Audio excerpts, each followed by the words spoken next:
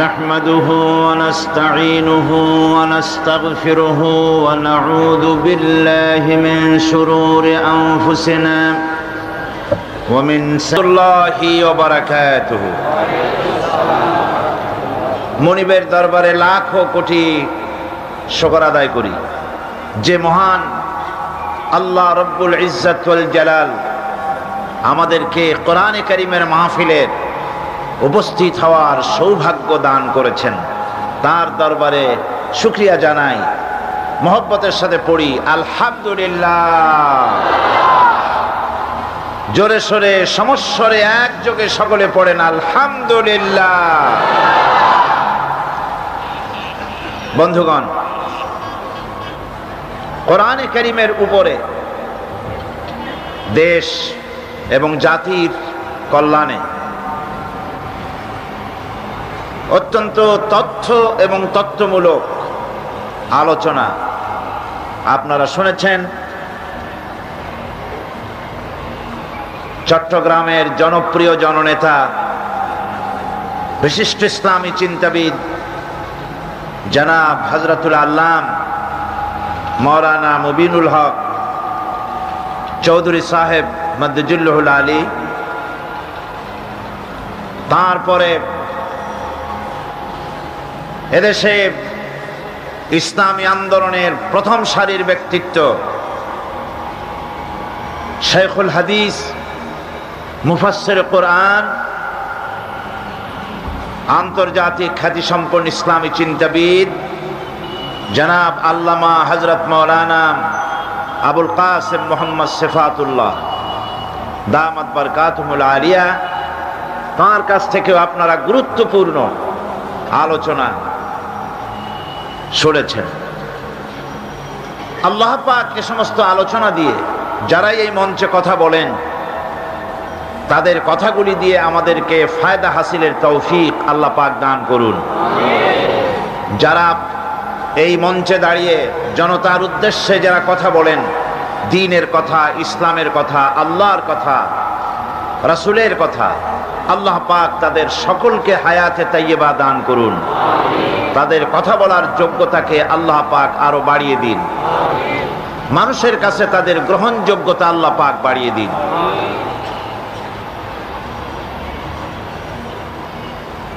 আপনারা দূর দারাজ থেকে কষ্ট করে মাহফিলে এসেছেন। বাংলাদেশে কোরআনে কারীমের তাফসীরের মাহফিল যতগুলি হয়, তার মধ্যে উপস্থিতির দিক থেকে চট্টগ্রাম তাফসীরুল কোরআন মাহফিল শীর্ষে রয়েছে আলহামদুলিল্লাহ। দেশ বিদেশ থেকে লোকেরা কষ্ট করে এ মাহফিলে হাজির হন। আজও, গতকালও এবং সামনের দিকেও পার্শ্ববর্তী দেশগুলি থেকে লোক এসছেন, আরো আসবেন। হরতাল হোক আর বাধা হোক আর যা কিছুই হোক না কেন, গুড় যেখানে পিঁপড়া সেখানে, কথা ঠিক কিনা? মধু যেখানে মৌমাছি সেখানে। সুতরাং এ কোরআন হচ্ছে মধু, এ কোরআন কি? আর আমরা সব মৌমাছি, আমরা সবাই কি? মৌমাছির মতো। কোরআন যেখানে, আকাশের অবস্থা খারাপ হোক, হরতাল হোক, বাধা হোক, সন্ত্রাস হোক, মাহফিলের কোরআন পাগল লোকদেরকে, রাসূলের আশেক লোকদেরকে, ইসলামের জন্য নিবেদিত প্রাণ মুসলমান নরনারীকে কোনো অবস্থাতেই এ মাহফিল থেকে কেউ বাধা দিয়ে রুখতে পারেনি, পারবেও না। কারণ কোরআন কোনো ব্যক্তির নয়, কোরআন হচ্ছে আল্লাহ পাকের। আপনারা যারা এই মাহফিল এসেছেন, বুখারী শরীফের হাদিস এসছে, আল্লাহ পাকের কিছু কিছু ফেরেশতারা তারা শুধু রাস্তায় রাস্তায় ঘোরে, গ্রামে গঞ্জে ঘোরে। তাদের কাজই হলো ঘোরা। ঘুরতে ঘুরতে যখন তারা দেখেন কোন জায়গায় কিছু লোক বসে গেছে এবং আল্লাহ পাকের জিকির করছে, আল্লাহর কোরআনের আলোচনা করছে, তখন এক ফেরেশতা আর এক ফেরেশতাকে ডেকে বলে, তোমরা যে কারণে ঘুরছো আসো। সেই লোকগুলি পেয়ে গেছে। ফেরেশতারা মাহফিলের চতুর্দিকে দাঁড়ায় যায়, গায়ে গায়ে মিশে, হাত্তাকে পৃথিবীর মাটি থেকে আকাশ পর্যন্ত আল্লাহর রহমতের বৃষ্টি অবতীর্ণ হতে থাকে সেখানে। আল্লাহ পাক সবকিছু জানা সত্ত্বেও ওই ফেরেশতাদেরকে প্রশ্ন করেন, ফেরেশতারা এই লোকগুলি এখানে বসে আছে কেন, তারা কি বলছে? ফেরেশতারা বলে, রব্বুল আলামিন তোমার এই বান্দাগুলি তোমার বিরাটত্ব, তোমার মহানত্ব বর্ণনা করছে, তোমার পবিত্রতা ঘোষণা করছে, তোমার শুকরিয়া আদায় করতেছে, জিকির আজগার করতেছে। আল্লাহ পাক প্রশ্ন করেন, ও ফেরেশতারা তারা কি আমাকে দেখেছে নাকি? ফেরেশতারা জবাব দেন, না রব্বুল আলামিন তোমাকে তারা দেখে নাই। আল্লাহ পাক বলেন, যদি আমারে তারা দেখতো তাহলে কি হতো? ফেরেশতারা বলেন, রব্বুল আলামিন তোমার বান্দাগুলি তোমাকে পাওয়ার জন্য আরো বেশি জিকির করত, আরো বেশি ফিকির করত, আরো বেশি প্রশংসা করত, আরো বেশি তাসবিহ পড়ত। আল্লাহ পাক প্রশ্ন করেন, ও ফেরেশতারা আমার এই বান্দাগুলি আমার কাছে কি চায়? ফেরেশতারা বলে, রব্বুল আলামিন তোমার বান্দাগুলি তোমার কাছে জান্নাত কামনা করে, বেহেশত চায়। আল্লাহ পাক বলেন, ফেরেশতারা তারা কি আমার বেহেশত দেখেছে? ফেরেশতারা বলেন, আয় আল্লাহ তোমার জাতের কসম তারা তোমার জান্নাত দেখে নাই। আল্লাহ পাক প্রশ্ন করেন, যদি তা দেখতো তাহলে কি হতো? ফেরেশতারা বলে, রব্বুল আলামিন তাহলে ওই জান্নাত পাওয়ার জন্য তারা প্রতিযোগিতা করত। আল্লাহ পাক এরপরে প্রশ্ন করেন, ফেরেশতারা আমার এই বান্দাগুলি কিসের থেকে আমার কাছে আশ্রয় চায়, কান্দে কেন? ফেরেশতারা বলেন, রব্বুল আলামিন তোমার বান্দারা তোমার জাহান্নামের আগুন থেকে মুক্তি চায়। আল্লাহ পাক প্রশ্ন করেন, ও আমার ফেরেশতারা তারা কি আমার জাহান্নাম দেখেছে নাকি? ফেরেশতারা বলে, রব্বুল আলামিন তোমার জাতির কসম করে বলি ওরা তোমার জাহান্নাম দেখে নাই। আল্লাহ পাক বলেন, যদি তা দেখতো তাহলে কি হতো? ফেরেশতারা বলে, রব্বুল আলামিন তোমার জাহান্নাম দেখলে তারা এই জাহান্নাম থেকে বেশি করে ভাগতো, এই জাহান্নাম থেকে পানা চাওয়ার জন্য, পরিত্রাণ পাওয়ার জন্য আরো বেশি করে কাঁদতো। আল্লাহ পাক বলেন, ও আমার ফেরেশতারা আমার এই বান্দাগুলি আমাকে দেখে নাই, আমার বেহেশত দেখে নাই, আমার দোজখ দেখে নাই। না দেখে কোরআন হাদিসের কথা বিশ্বাস করে এভাবে কাঁদতেছে। তোমরা সাক্ষী থাকো, ওই মজলিসে উপস্থিত সমস্ত লোকগুলিকে আমি রব্বুল আলামিন মাফ করে দিলাম। তোমরা সাক্ষী থাকো, সকলকে ক্ষমা করে দিলাম। একজন ফেরেশতা তখন দাঁড়াবেন, একজন ফেরেশতা দাঁড়িয়ে বলবে, আয় আল্লাহ তুমি সবাইকে মাফ করে দিলে ঠিক আছে, কিন্তু অমুক নাম নিয়ে বলবে, অমুক সে তো কোরআন শুনতে আসে নাই, সে তো জিকির করতে আসে নাই, সে তো জিকিরের মাহফিলের উদ্দেশ্যে, কোরআনের মাহফিলের উদ্দেশ্যে আসে নাই, সে আসতেছিল এমনি এমনি আসছিল নিজস্ব কাজে। কিছু লোক দাঁড়ানো আছে, বসে আছে দেখে সেও দাঁড়ায় গেল, তারও তুমি মাফ করলে। বুখারী শরীফের হাদিসের মধ্যে লেখা রয়েছে, নবীজি বলছেন, আল্লাহ রাব্বুল আলামিন সঙ্গে সঙ্গে ঘোষণা করেন, ফেরেশতারা শুনে রাখো, এই মাহফিল সমূহে, আমার জিকিরের মাহফিলে, আমার কোরআনের মাহফিলে যারা আসে কোনদিন তারা হতভাগ্য হয় না, কোনদিন হতভাগ্য হয় না। যারাই আসে সকলকে ক্ষমা করে দেওয়া হয়। সুবহানাল্লাহ। কোরআনে কারীমের সে আযীম মাহফিলে আপনারা উপস্থিত হয়েছেন। এই কোরআনের প্রভাবে, এই কোরআনের বরকতে রাসূল করিম সাল্লাল্লাহু আলাইহি ওয়াসাল্লাম এমন এক সমাজ প্রতিষ্ঠা করেছিলেন, যেই সমাজে চুরি ছিল না, ডাকাতি ছিল না, হত্যা ছিল না, ধর্ষণ ছিল না, সব বন্ধ হয়ে গিয়ে একটি সুখী, সমৃদ্ধশালী, ভীতিহীন, সন্ত্রাসমুক্ত একটি সুন্দর সমাজ বিনির্মাণে রাসূল করিম সাল্লাল্লাহু আলাইহি ওয়াসাল্লাম সক্ষম হয়েছিলেন এই কোরআনের কারণে। কিসের কারণে? সকলে বলেন কিসের কারণে? এই কোরআনের বিধানের কারণেই এটা সম্ভব হয়েছিল। মানুষ দরজা খুলে ঘুমাবার সুযোগ পেয়েছিল। আজ কি দেশে ঘরের দরজা খুলে ঘুমাবার সুযোগ আছে? নাই। আপনার মেয়েটি স্কুল কলেজগামী, স্কুলে গিয়েছে, কলেজে গিয়েছে, মেয়েটা তার সতীত্ব নিয়ে, তার ইজ্জত নিয়ে, তার আব্রু নিয়ে ঘরে ফিরে আসতে পারবে কিনা এ ব্যাপারে মা বাবা উদাস থাকে না শঙ্কিত থাকে? শঙ্কিত থাকে। আপনি নিজে রাস্তায় যখন বেরোন, জীবনটা ভেতরে সহ, জীবনটা সহ ঘরে ফিরতে পারবেন এ গ্যারান্টি আজ আর কেউ দিতে পারে না। রাসূল করিম সাল্লাল্লাহু আলাইহি সাল্লামের যুগে মানুষেরা দরজা খুলে ঘুমাবার সুযোগ পেত। চুরি ডাকাতি বন্ধ হয়েছে, শ্রমিক তার শ্রমের ন্যায্য পাওনা পেয়েছে, কৃষক তাদের উৎপাদিত পণ্যের সঠিক দাম পেয়েছে, নাগরিক বৃন্দ তাদের রক্ত এবং সম্পদের নিরাপত্তা লাভ করেছে। এ কথাগুলি কি গল্প না বাস্তব? গল্প না বাস্তব? এটি ছিল বাস্তব। রাসূল করিম সাল্লাল্লাহু আলাইহি সাল্লাম করেছিলেন কোরআন দিয়ে, কারণ কোরআন হচ্ছে সংবিধান। কোরআন কি? সংবিধান। পৃথিবীর সবগুলি রাষ্ট্রে লিখিত অলিখিত সংবিধান আছে। আমাদের দেশেও একটা সংবিধান আছে, আছে না? আমাদের দেশের সংবিধানের বয়স কত? 26 বছর কি 25 বছর বয়স হয়েছে সংবিধানের। সংবিধান আমাদের দেশে যেটা আছে, এই সংবিধানের কোনো পরিবর্তন হয়েছে নাকি হয় নাই? কতবার হয়েছে?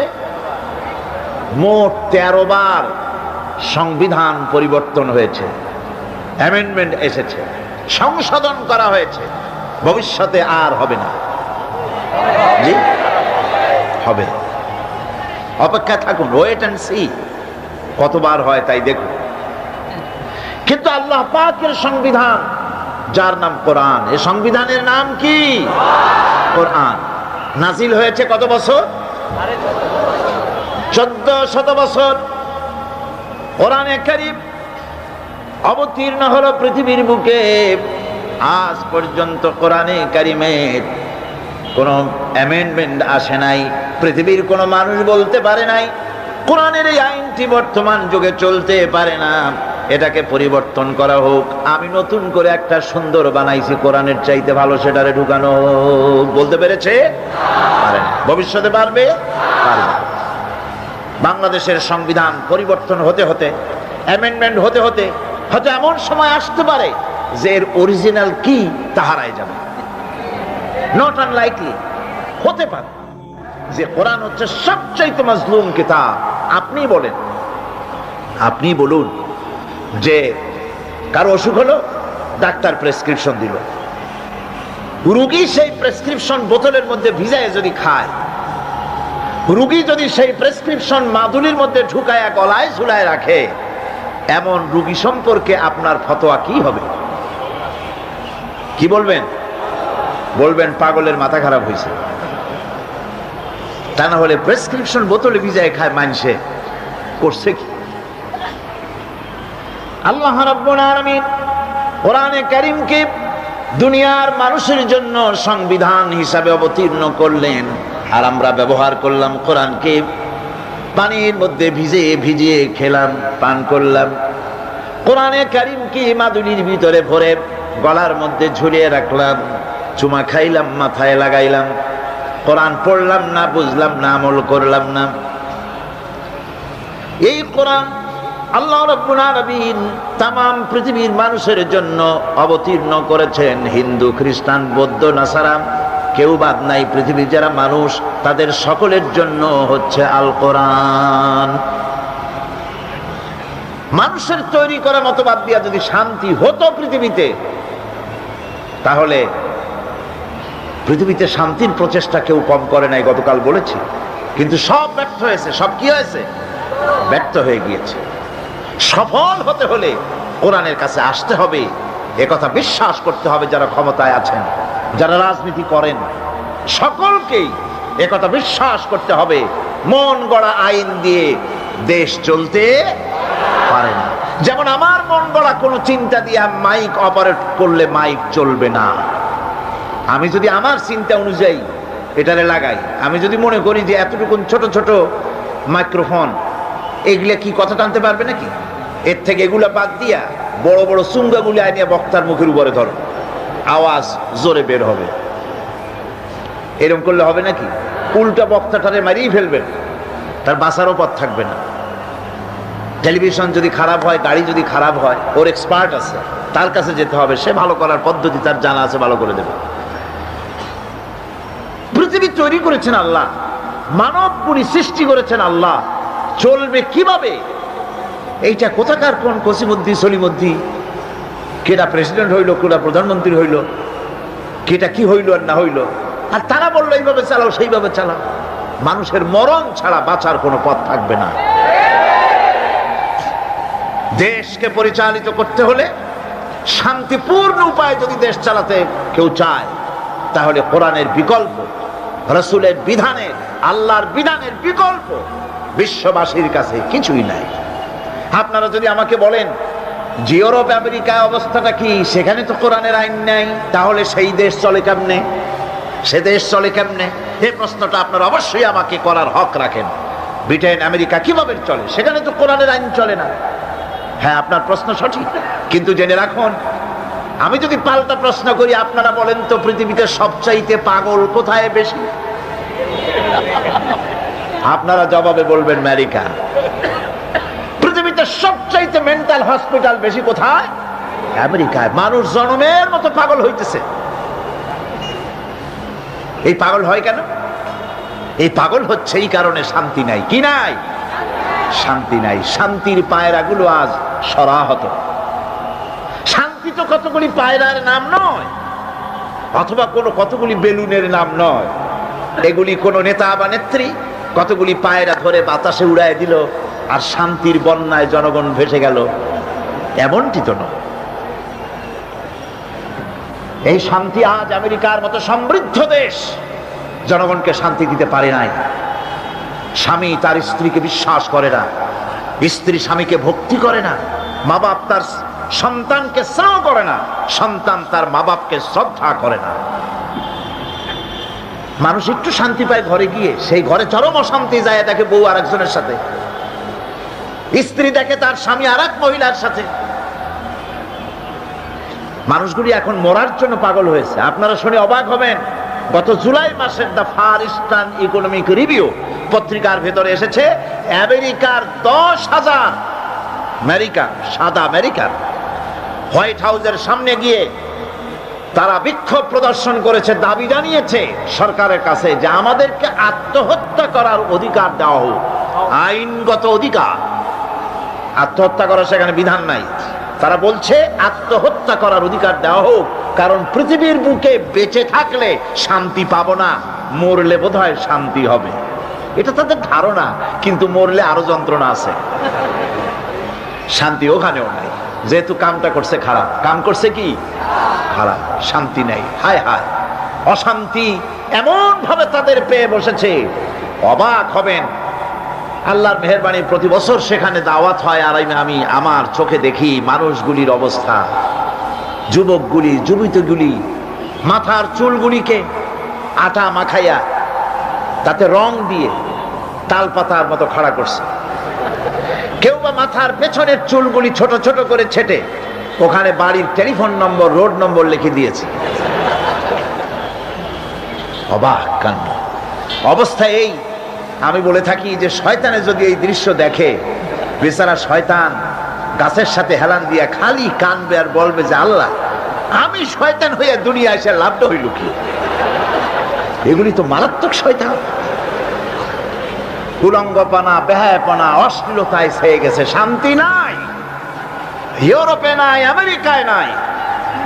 সেই ইতিহাস আর একদিন বলবো। আজ আমি ভূমিকায় কথাগুলি বললাম এই কারণে, পৃথিবীতে আপনারা যা মনে করেন, Britain, France, Italy, German, America, Canada, পৃথিবীর বিভিন্ন দেশে শান্তির নহর বইতেছে না, অশান্তির আগুন জ্বলতেছে। আমার দেশের তালপাতার কুড়ে ঘরে যে শান্তিটা আছে, সে দেশের আকাশ চুম্বী বিরাট ধর্মমালার ভেতরে, বিরাট বিল্ডিং এর ভিতরে সেই শান্তি নাই। কারণ হচ্ছে মানুষ সৃষ্টি করেছেন আল্লাহ, তার আইন বাদ দিয়ে অন্য কোন পথে চললে শান্তি আসবে না। আসুন আমাদের সফলতার ব্যর্থতার আমরা হিসাব নিকেশ করি। গতকাল আমরা এই হিসাব নিকেশ শুরু করছিলাম। আমরা কি সফলতার দিকে এগোচ্ছি না ব্যর্থতার দিকে? আমরা কি লাভের দিকে না ক্ষতির দিকে? কোথায় দাঁড়িয়ে আছি সেটা আমাদেরকে হিসেব করে দেখতে হবে। একজনের পানির একটা খালের পানি সেচতে ছিল মাছ ধরার জন্য। খালটা উত্তর এবং দক্ষিণ দিকে প্রবাহিত। উত্তর দিকের পানি বালতি ভরে ভরে দক্ষিণ দিকে ফেলতে ছিল মাছ ধরার আশায়।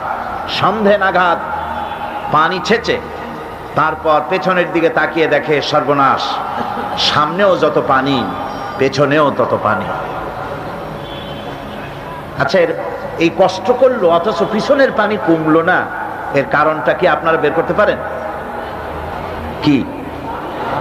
বাঁধ দেয় নাই, বাঁধ দেয় নাই, মাঝখানে বাঁধ দেয় নাই বলে সারা দিনের পরিশ্রম পণ্ডশ্রমে পরিণত হয়েছে, ঠিক কিনা? সুতরাং আমরা আমাদের জীবনে যদি আদর্শিক বাঁধ না দেই, ঈমানকে পোক্তা করার, আমল করার বাঁধ সৃষ্টি যদি না করি, তাফসীরের মাহফিলে আনাকুম জানাকুম, জানাকুম আনাকুম, এভাবেই চলবে। পণ্ডশ্রম হবে, আমরা বলে যাব, আপনারা শুনে যাবেন, ফায়দা হবে না। ফায়দা হওয়ার জন্য, কল্যাণ হওয়ার জন্য কোরআনে কারীমের বক্তব্যগুলি শুনতে হবে। আমাদের ব্যর্থতা কোথায়, সফলতা কোথায়, লাভ কোথায়, ক্ষতি কোথায়, সে কথা আল্লাহ আমাকে শোনাচ্ছেন। পরে ওয়াল আসরি ইন্নাল ইনসানা লাফি খুসর, এই সূরাটা আপনারা জানেন কিনা? এইরকম একেবারে পড়তেছেন, মুখ বুঝে আছেন। কোরআনে কারীমের প্রত্যেকটি অক্ষরে অক্ষরে 10-10 করে নাকি আমল নামে আল্লাহ পাক লিখে দিবেন।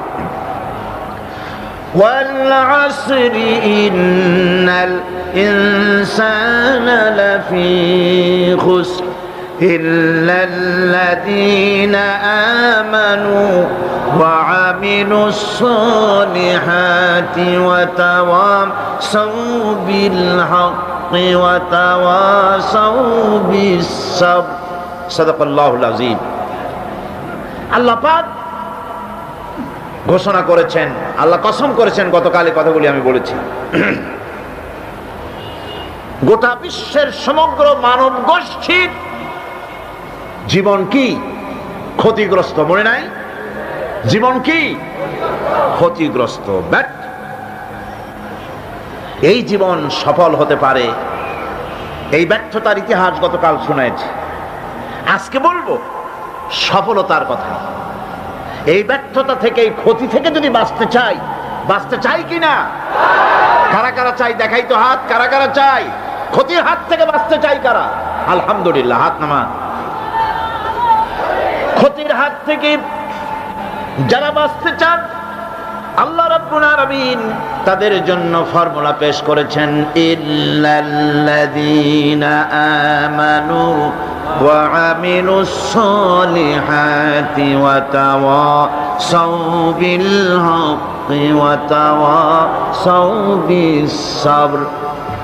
আল্লাহ পাক বলেন 7টি কাজ করলে জীবন সফল হয়ে যাবে। কয়টা কাজ? 7টা কাজ করলে জীবনটা সফল হয়ে যাবে। 1 নম্বরে ঈমান। 1 নম্বরে কি? ঈমান। এটাই হচ্ছে ফাউন্ডেশন। ক্ষতি থেকে বাঁচার জন্য প্রথম যে গুণটি, সেটির নাম হচ্ছে ঈমান। ইসলামে ঈমানের স্থান সর্বপ্রথম, তারপরে হচ্ছে ইসলাম। ঈমান আগে, তারপরে কি? ইসলাম। ইসলাম হচ্ছে বীজ, ঈমান হচ্ছে বীজ, আর ইসলাম হচ্ছে চারা, গাছ। এটা হচ্ছে ভিত্তি। এই ভিত্তিকে সর্বপ্রথম মজবুত করতে হবে। ঈমানের ভিত্তি,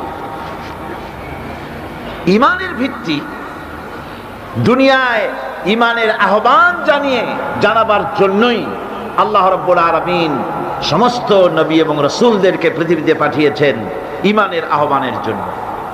দুনিয়ার সমস্ত নবীদের দাওয়াত ছিল ঈমানের দাওয়াত। কিসের দাওয়াত? এই ঈমানের দাবিটা আসছে, এই দাওয়াতটা এসেছে আল্লাহর কাছ থেকে। কার কাছ থেকে? দেখুন, পৃথিবীর ভিতরে কোন নবীদের কথার সাথে আরেকজন নবীর কথার কোনো বৈপরীত্য হয় নাই। সমস্ত নবীদের কথা একরকম ছিল। কয় রকম? একজন নবীর সঙ্গে তার বক্তব্যের সাথে আরেকজন নবীর বক্তব্যের কোনো গুণগত মৌলিক কোনো পার্থক্য ঘটে নাই, অসঙ্গতি হয় নাই। কারণ নবীরা, আম্বিয়া আলাইহিমুস সালাম, নিজেরা বানিয়ে কথা রচনা করে তারা মানুষের সামনে পেশ করে নাই। সমস্ত নবীদের কাছে যত দাওয়াত এসেছে একটা অফিস থেকে এসেছে। সে অফিসটা হচ্ছে কার? আল্লাহ রাব্বুল আলামিনের। তাই দুনিয়ার সমস্ত পয়গম্বরদের দাওয়াত ছিল না ইলাহা ইল্লাল্লাহ, লা ইলাহা ইল্লাল্লাহ, লা ইলাহা, লা ইলাহা ইল্লাল্লাহু মুহাম্মাদুর রাসূলুল্লাহ। এটাই ছিল সমস্ত নবীদের দাওয়াত। কোরআনে কারীম তার ধারক এবং বাহক সম্পর্কে বলে যে তিনি যে দাওয়াত দিয়েছেন সে দাওয়াতটা হলো ঈমানের দাওয়াত। আমাদের নবী তিনি এসে যে দাওয়াত দিয়েছেন সে দাওয়াতটা কিসের? কোরআনে কারীম বলছি, ربنا إننا سمعنا مناديا ينادي للإيمان। হে আমাদের রব, নিশ্চয়ই আমরা এমন একজন আহ্বায়কের আহ্বান শুনেছি যিনি আমাদেরকে ঈমানের দাওয়াত দিয়েছেন। এমন কোন পয়গম্বর নাই দুনিয়ায় যিনি ঈমানের দাওয়াত দেন নাই। সকলেই ঈমানের দাওয়াত মানুষের সামনে, বিশ্ববাসীর সামনে পেশ করেছেন। কোরআনে হাকিম স্পষ্ট একটা সীমারেখা দুনিয়ার মানুষের সামনে পেশ করে পৃথিবীর মানুষগুলিকে দুটি শ্রেণীতে বিভক্ত করে দিয়েছে। একটি হচ্ছে ঈমান পোষণকারী, আরেকটি হচ্ছে অবিশ্বাসী। একটা ঈমান পোষণকারী আর একটা অবিশ্বাসী। ঈমান পোষণকারীরা সত্যশ্রয়ী, তারা হচ্ছে জ্ঞান এবং নূরের সম্পদে সমৃদ্ধ। আর দ্বিতীয় দলটি হচ্ছে কাফের, জালিম, মূর্খ। তারা হেদায়েতের রাস্তা তাদের জন্য অবরুদ্ধ। কোরআনে কারীম এই দুইটি দল সম্পর্কে উল্লেখ করতেছেন, মাসালুল ফারিকাইনি কাল আ'মা ওয়াল আসাম্মি ওয়াল বাসীরি ওয়াস সামিম হাল ইয়াস্তাবিয়ানি মাসালান আফালা। কোরআন শরীফ বলছে, হাল ইয়াস্তাবিয়ানি মাসালান আফালা তাযাক্কারুন। দুইটি শ্রেণীতে আল্লাহ পাক ভাগ করে দিয়েছেন। একটা শ্রেণী হচ্ছে অন্ধ, বোবা, বধির। আরেকটি যারা শুনতে পায়, চোখে দেখতে পায়। এ দুটি কখনো এক নয়, সমান নয়। এ দুটির রাস্তা আলাদা। কাফেরের রাস্তা আর ইমানদারদের রাস্তা সম্পূর্ণ ভিন্ন। আল্লাহ রাব্বুল আলামিন ঈমান এবং কুফরের পার্থক্য বলে দেওয়ার জন্য গোটা মানব জাতির মধ্যে স্পষ্ট করে বলেছেন, লা ইকরাহা ফিদ-দীন ক্বাদ তাবায়্যানার রুশদু মিনাল গায়ব। দ্বীনের ব্যাপারে জোর জবরদস্তি নেই। এখানে হেদায়েতের পথ এবং গোমরাহি, হেদায়েতকে গোমরাহির পথ থেকে সম্পূর্ণ আলাদা করে দেওয়া হয়েছে। লা ইকরাহা ফিদ-দীন, দ্বীনের ব্যাপারে কোনো জোর জবরদস্তি নাই। যারা ধর্মনিরপেক্ষবাদী তারা এই আয়াতটাকে নিজেদের মতবাদকে প্রতিষ্ঠার লক্ষ্যে অনেক সময় কাজে লাগায়। দুটি আয়াতকে তারা বেশি ব্যবহার করে। একটা হচ্ছে লাকুম দীনুকুম ওয়ালিয়া দীন, আর একটা হচ্ছে লা ইকরাহা ফিদ-দীন। এই দুইটি আয়াতকে ধর্মনিরপেক্ষবাদীরা ব্যবহার করে। এ দুটির কোনটি তাদের আদর্শকে বোঝাবার লক্ষ্যে ব্যবহারের কোনো সুযোগ নাই। লা ইকরাহ ফিদ্দীন, ধর্মের ব্যাপারে কোনো বাড়াবাড়ি নাই, জোর জবরদস্তি নাই। এ কথা বলা হয়েছে এই কারণে যে কোন বিধর্মীকে, অমুসলিমকে ভয় দেখিয়ে, লোভ দেখিয়ে অথবা কোন ক্রমে কোন প্রকার চাপ সৃষ্টি করে তাকে মুসলমান বানানো যাবে না।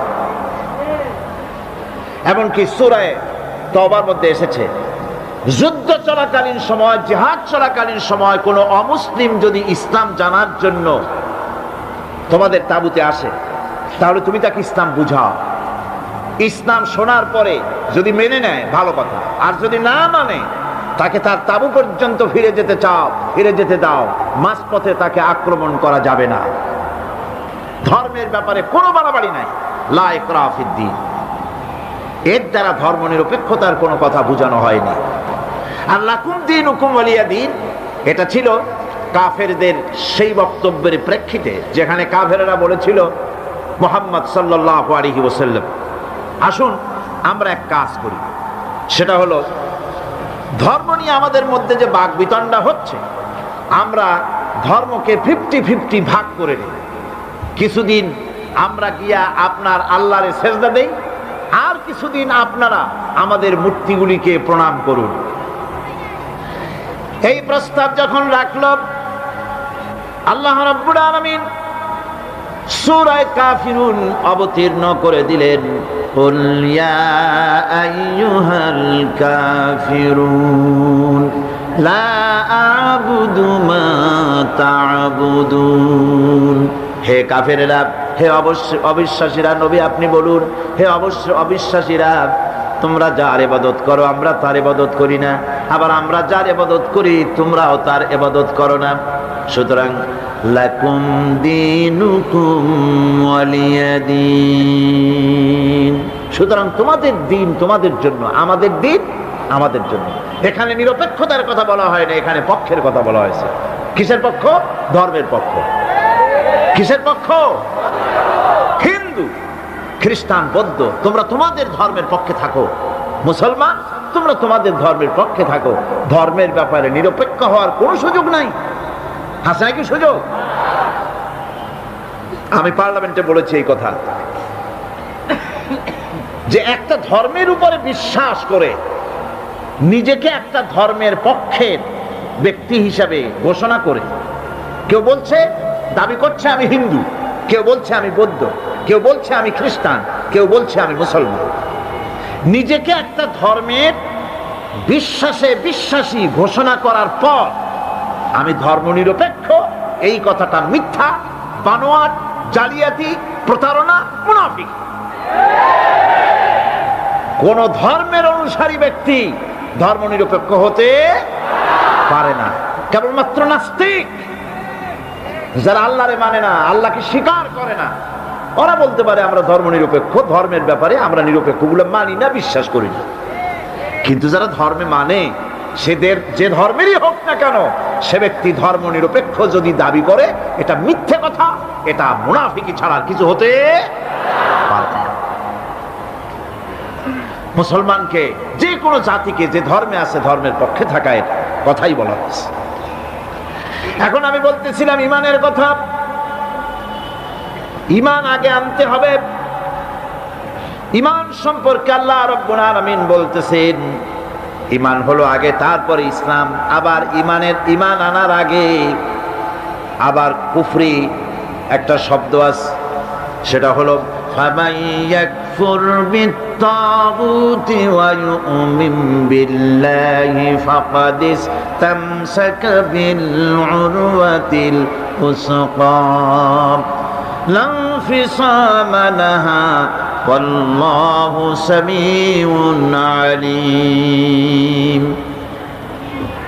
ফামান ইয়াকফুর বিত্তাগুত, যে ব্যক্তি তাগুতকে অস্বীকার করেছে, সর্বপ্রথম তাগুতকে অস্বীকার করতে হবে। ওয়া ইউমিন বিল্লাহ, আর এরপরে আল্লাহর উপরে যে ঈমান আনলো, ফাকাদ ইসতামসাকা বিল উরওয়াতিল উসকা, সেমন এক শক্ত অবলম্বন ধারণ করলো যা তাকে কোনো কিছুই বিচ্ছিন্ন করবে না, ধ্বংস করে দেবে না। সুবহানাল্লাহ। এখন সত্যিকারের ইমানদারের পরিচয়টা কি? কোরআনে কারীম সত্যিকারের ইমানদারের পরিচয় এভাবে পেশ করতেছে, ইন্নামাল মুমিনুনা আল্লাযীনা আমানু বিল্লাহি ওয়া রাসূলিহি সুম্মা লাম ইয়ারতাবু وجاهدوا بأموالهم وأنفسهم في سبيل الله أولئك هم الصادقون ইমানের দাবিতে সত্যবাদী কারা? ইন্নামাল মুমিনুনা আল্লাযীনা আমানু বিল্লাহি ওয়া রাসূলিহি, সত্যিকারের মুমিন তো তারা যারা নাকি ঈমান এনেছে আল্লাহর উপর এবং রাসূলের উপরে। এই ঈমান আনার পর সুম্মা লাম ইয়ারতাবু, এরপরে কোন সন্দেহে সে নিপতিত হয় নাই, কোন সন্দেহ তার মনের মধ্যে জায়গা পায় নাই, আর সে আল্লাহর রাস্তায় জিহাদ করেছে মাল দিয়ে, জান দিয়ে। উলাইকা হুমুস সাদিকুন, এরাই হলো ঈমানের দাবিতে সত্যবাদী।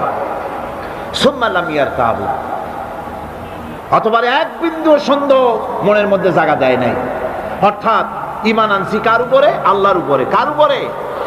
আর তার রাসূলের উপরে। আল্লাহ এবং রাসূলের উপরে ঈমান আনার পর যারা আল্লাহ এবং রাসূলের বিধান জীবনের সকল ক্ষেত্রে মানতে পারে নাই, তারাই সন্দেহে নিপতিত হয়েছে। কথা বুঝতে পেরেছেন? তাদের সন্দেহ এই কোরআন মানুষের জীবন, তার সম্পদ, তার রাজনীতি, তার অর্থনীতি পরিচালনা করতে পারে না। সেই জন্য ধর্মের ব্যাপারে কোরআন মানি, ধর্মের ব্যাপারে নামাজ আর রোজা মানি, কিন্তু রাজনীতিতে ধর্ম মানি না। এটাই হলো সন্দেহ। এটাই কি? সন্দেহ, অবিশ্বাস।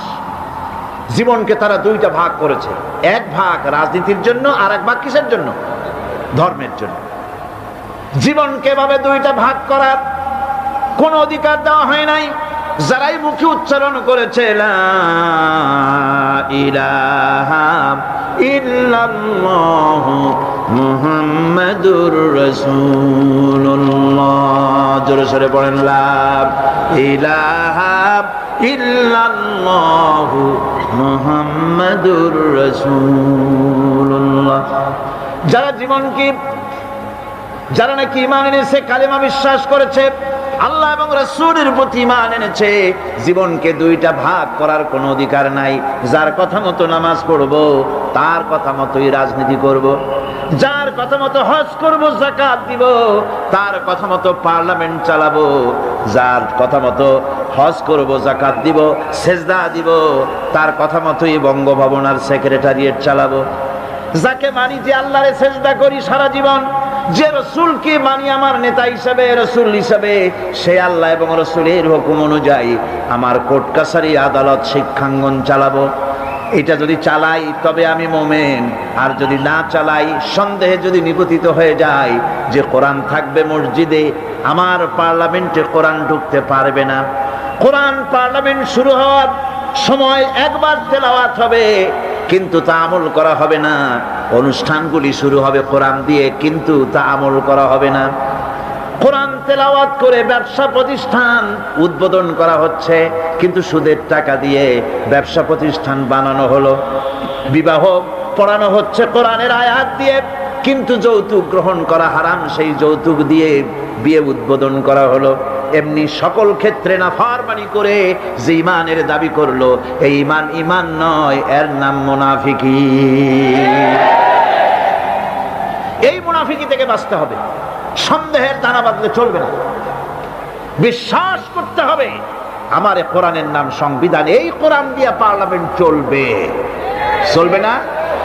চলবে না? চলবে। আমি এর যাবৎকালীন যত বক্তব্য রেখেছি পার্লামেন্টে, আমার অধিকাংশ বক্তব্য আমি কোরআন দিয়ে, হাদিস দিয়ে বলেছি, আলহামদুলিল্লাহ। চাই সে শিল্পনীতি, বিদ্যুৎ নীতি, অর্থনীতি, বাজেট, শিক্ষানীতি, আইন শৃঙ্খলা পরিস্থিতি, সবটা কোরআন হাদিস দিয়ে আমি আলোচনা করার চেষ্টা করেছি, আলহামদুলিল্লাহ। আমার এলাকার মানুষের কাছে আমার এটা ওয়াদাও ছিল, নির্বাচনকালীন ওয়াদা।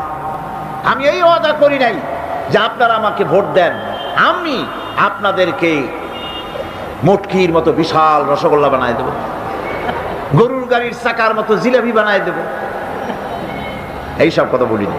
রাস্তা দেব, ঘাট দেব, কলেজ দেব, এগুলো বলিনি। আমি বলেছি আমাকে যদি আপনারা ভোট দেন তাহলে এযাবৎকাল কোরআনের যেই কথাগুলি মাঠে আর ময়দানে বলেছি, এবার এই কথাগুলি আমি পার্লামেন্টে বলতে চাই।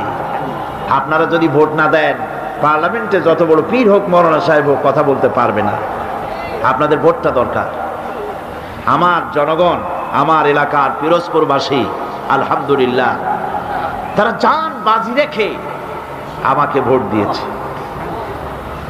বিগত 50 বছরের ভেতরে ওই সেন্টার থেকে, ওই সিট থেকে কোন মুসলমান ভোটের মাধ্যমে নির্বাচিত হয়ে পার্লামেন্টে যেতে পারেন নাই। এটা একটা প্রথম ইতিহাস। মানুষেরা, আমি কাবাধব গত রমজান মুবারকে কাবা শরীফে ছিলাম, মক্কা শরীফে ছিলাম। আল্লাহর ঘর ধরে আমি দোয়া করেছি যে আল্লাহ, পার্লামেন্টে আমাকে যারা কথা বলার সুযোগ করে দিল, আমার এলাকার এই মানুষগুলিকে তুমি একবার তোমার এই ঘর দেখার তৌফিক দিয়ে দিও। যেহেতু তাদের প্রচেষ্টাই আমি পার্লামেন্টে কথা বলতে পেরেছি, এবং প্রথম দিনেই শিরকের দুর্গে আঘাত করেছি। বলেছি মাথা ঝুঁকানো স্পিকার সাহেব আপনার সামনে চলবে না। মুসলমান কেবলমাত্র মাথা নত করবে আল্লাহ রাব্বুল আলামিনের সামনে, আপনার সামনে নয়।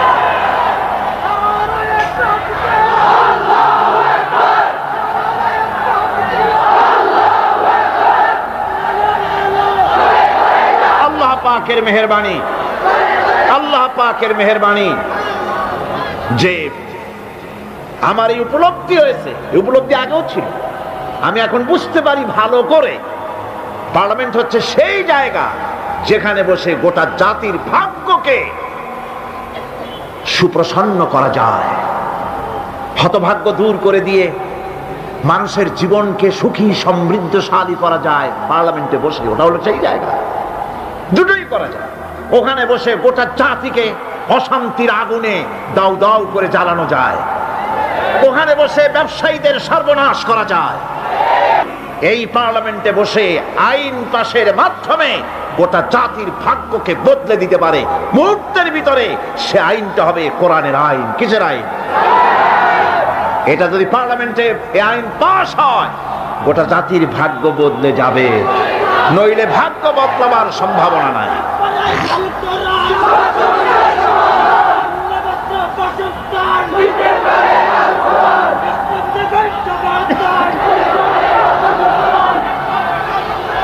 আমার বন্ধুগণ, ইমানের কথা বলছি। ইমান দুই প্রকার। এক প্রকার হলো ধর্মীয় ইমান, আর এক প্রকার হলো পার্থিব ইমান। ধর্মীয় ইমান মানে হচ্ছে আল্লাহ পাকের উপরে বিশ্বাস, পরকালে বিশ্বাস, কিতাবে বিশ্বাস, নবীতে বিশ্বাস, আর আখেরাতে জবাবদেহিমূলক ইমান, যা দিয়ে মানুষ নিজের চরিত্র গঠন করে, এটা হলো ধর্মীয় ইমান। আর একটা হলো পার্থিব ইমান। ধর্মীয় ইমান হচ্ছে, পার্থিব ইমান হচ্ছে যেখানে কোনো চরিত্র নাই, দিন নাই, ইমান নাই, পরকালে জবাবদিহির কোনো চিন্তা নাই, এটা হলো পার্থিব ইমান। ধর্মীয় ইমানে লোকেরা আল্লাহ এবং রাসূলকে বিশ্বাস করে, আর পার্থিব ইমানে, ধর্মীয় ইমানে আল্লাহ হচ্ছেন একজন। কয়জন? ইলাহ, ইলাহ, ইলাহ, ইলাহ কে?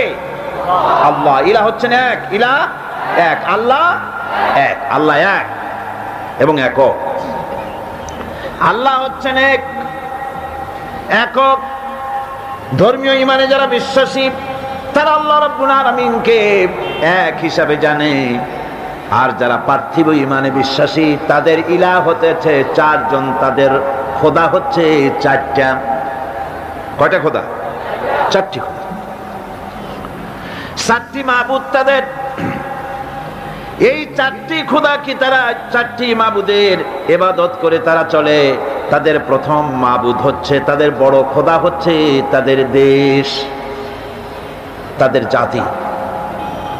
তারা দেশের জন্য, জাতির জন্য দেহ, মন, প্রাণ, সম্পদ সব উজাড় করে দিতে পারে, কিন্তু আল্লাহ রাব্বুল আলামিনের সামনে একটা সেজদা দিতেও নারাজ। দেশের জন্য তারা সব করতে পারে, দেশের মহব্বতে সব করতে পারে, কিন্তু আল্লাহর জন্য কিছু করতে পারে না। এই দেশটারে কে বানাইলেন? কে বানিয়েছেন? আল্লাহ রাব্বুল আলামিন। এ দেশের সুখ, শান্তি, সমৃদ্ধি, সম্পদ কে দিয়েছে? সে আল্লাহ পাকের কথা মনে থাকে না, শুধু দেশের জন্য তারা দেশভিত্তিক জাতীয়তা তৈরি করে, দেশভিত্তিক জাতীয়তা। তারপরে ধর্ম তারা বাদ দিয়ে দেয়। বিশ্বকবি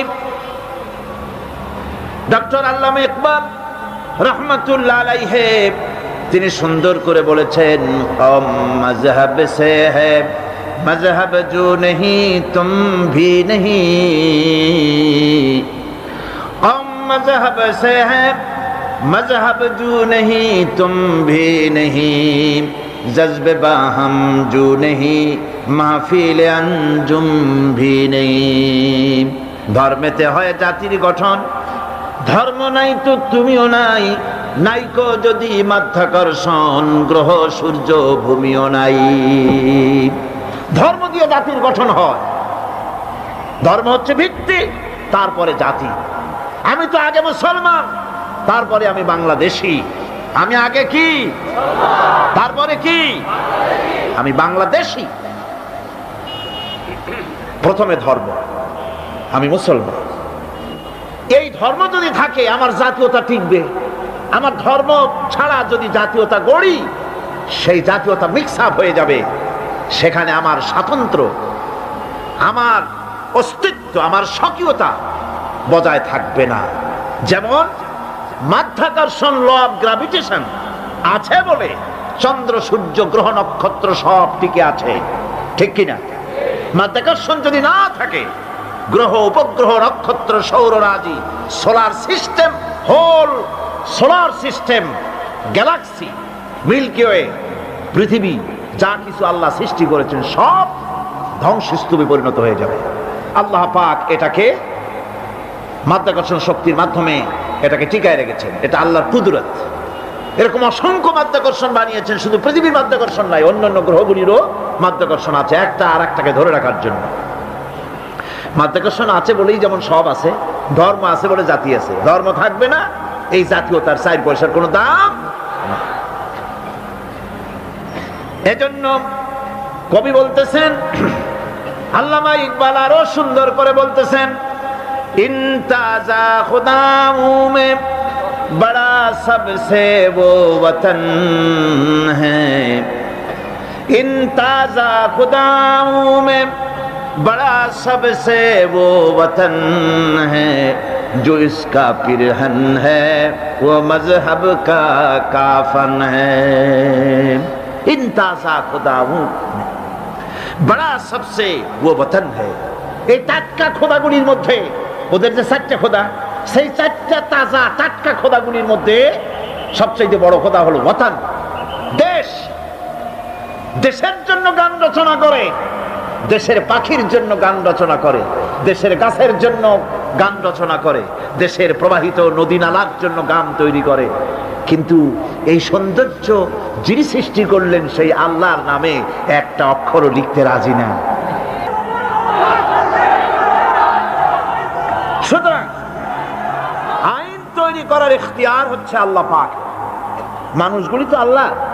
এই জন্য এ মানুষের একটা স্বাধীন সত্তা আছে, দারুণ মর্যাদা। মানুষের মর্যাদা কার বেশি? মানুষের। কন্যা কার বেশি? কোথায় পাইলাম? এই যে এখানে আছে, আল্লাহ নিজেই বলেছে।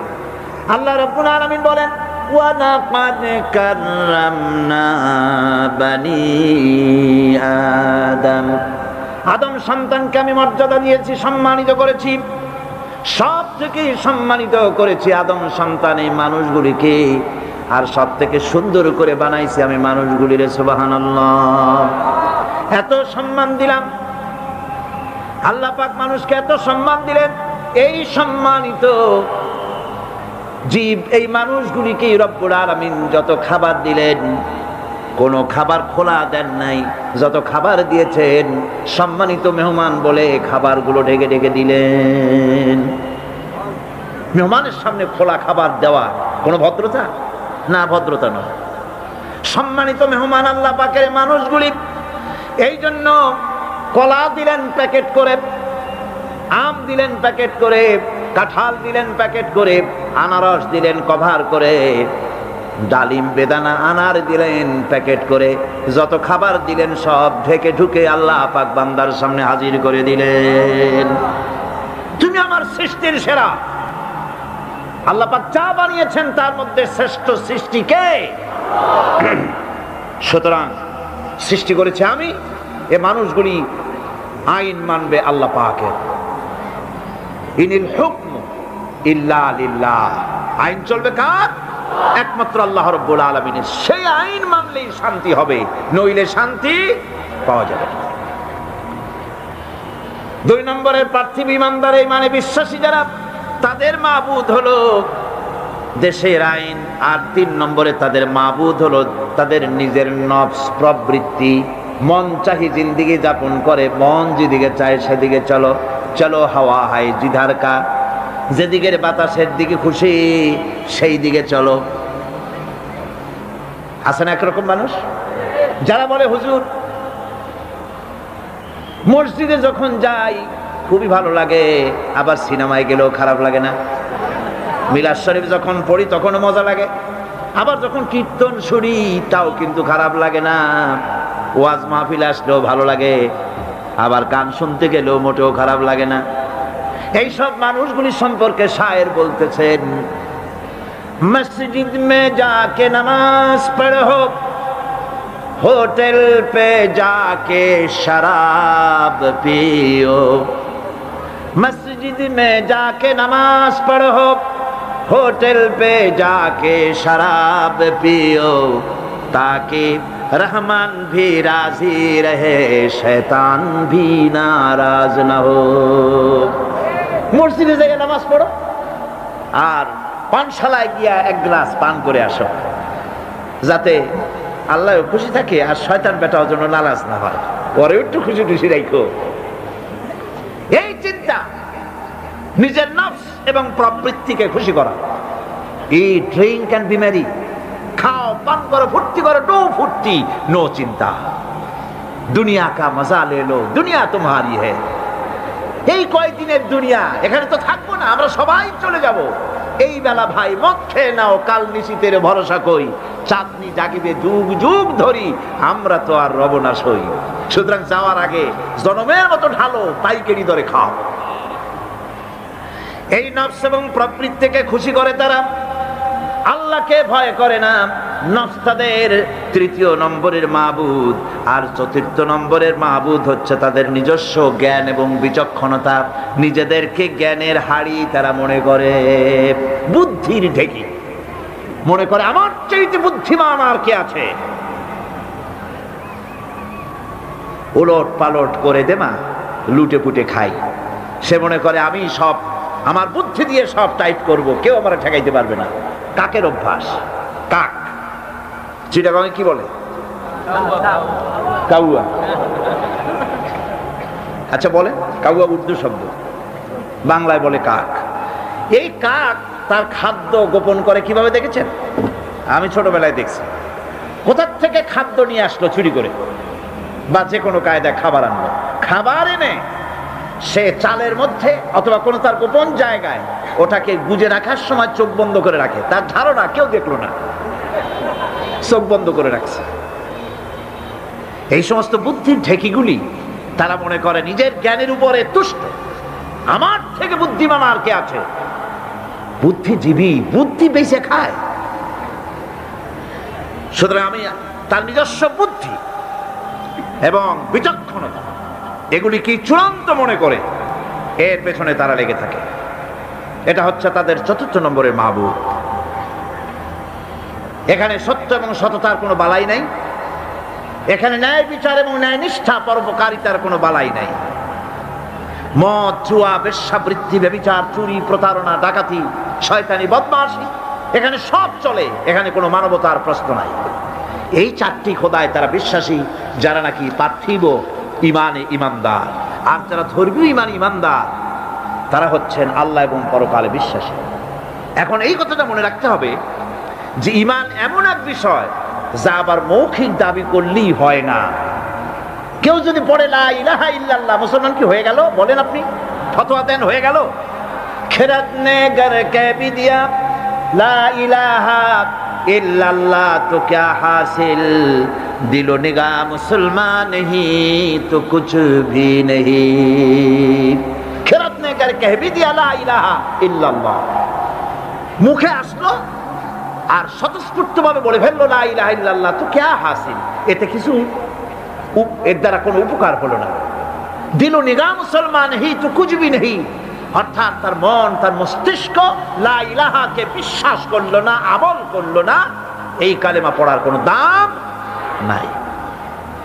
এবার আল্লাহর ভাষায় শুনুন, আল্লাহ রাব্বুল আলামিন বলেন وَمِنَ النَّاسِ مَن يَقُولُ آمَنَّا بِاللَّهِ وَبِالْيَوْمِ الْآخِرِ وَمَا هُمْ بِمُؤْمِنِينَ।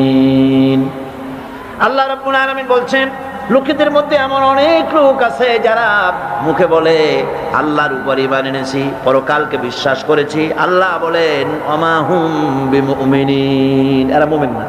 আল্লাহ কি বলছেন খুব লক্ষ্য করেন। একদিকে মুসলমান হইতে হলে বিশ্বাস করতে হবে কি আল্লাহর পরকাল, রাসূলের উপর ঈমান, এগুলি করতে হবে। একটা লোক ঘোষণা করলো যে আমি আল্লাহ এবং পরকালকে বিশ্বাস করি, এরপরে আল্লাহ পাক বলছেন ওমা হুম বিমুমিনিন, এরা মুমিন না, কারণ এই কথাগুলি তার মুখের মনের কথা না। সে ব্যক্তি, এরকম ব্যক্তি এ মাহফিলও থাকতে পারে, যদি থাকে আল্লাহ রাব্বুল আলামিন তাকে হেদায়েত নসিব করে দিন, আমরা বলি আমিন। সে লোকটিকে আমি আলোচনা করলে আপনি নিজেই বুঝতে পারবেন, যার ভুল তার কাছে ধরা পড়বে। আয়নার সামনে দাঁড়ালে পরে আয়না সব বলে দেয়, ঠিক কি না?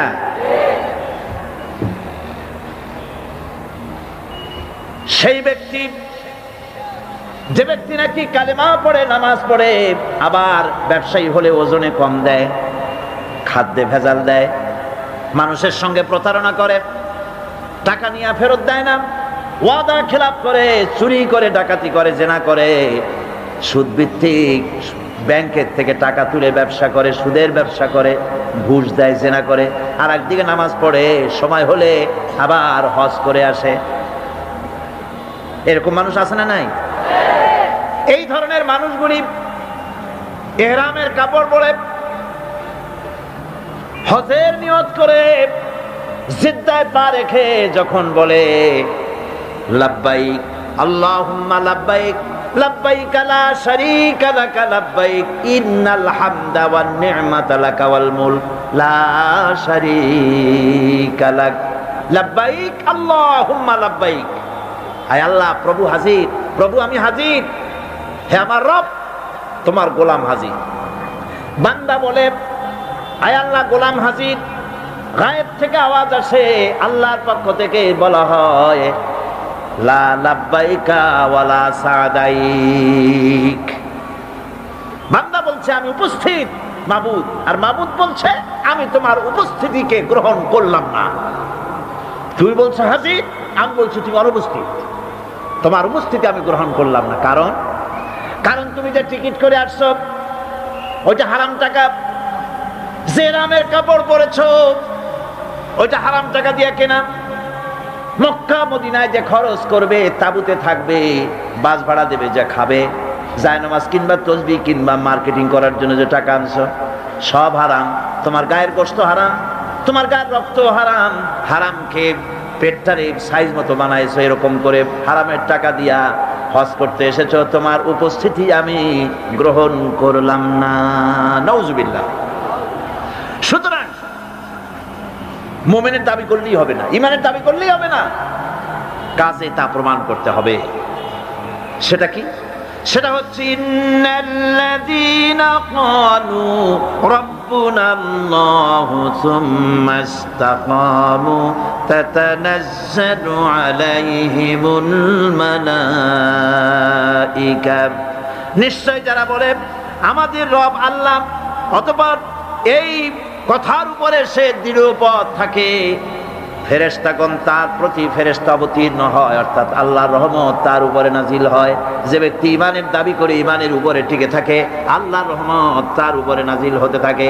ঈমান আনাই শুধু মুখে দাবি করাই শেষ কথা নয়, ঈমান আনার পর ঈমানের উপরে টিকে থাকা সবচেয়ে বড় কথা। ঈমানের উপরে টিকে থাকতে হবে। ঈমান হচ্ছে শান্তি এবং সমৃদ্ধির চাবিকাঠি। আমরা কি শান্তি চাই? জোরে বলেন চাই। সেই শান্তি কি চুক্তি করে পাওয়া যাবে? অশান্তি আরো বাড়বে, অশান্তি আরো বাড়বে। চুক্তি করে শান্তি হয় না। তবে হ্যাঁ হয় যদি তা কোরআন কেন্দ্রিক হয়। গতকাল সে আলোচনা হয়ে গেছে। আমরা যদি দেশে শান্তি চাই, দেশে যদি সমৃদ্ধি চাই, তাহলে তার চাবিকাঠি হতেছে ঈমান। ওই শুনুন, আল্লাহ রাব্বুল আলামিন ঈমানের কথাই বলছেন, ওয়ালাউ আন্না আহলাল কুরা আমানু ওয়াত্তাকাউ লাফাতাহনা আলাইহিম বারাকাতিম মিনাস সামাই ওয়াল আরদ। ওয়ালাউ আন্না আহলাল কুরা আমানু ওয়াত্তাকাউ, দেশের লোকেরা যদি আমার উপর ঈমান আনে, কে বলতেছেন? কে বলতেছেন?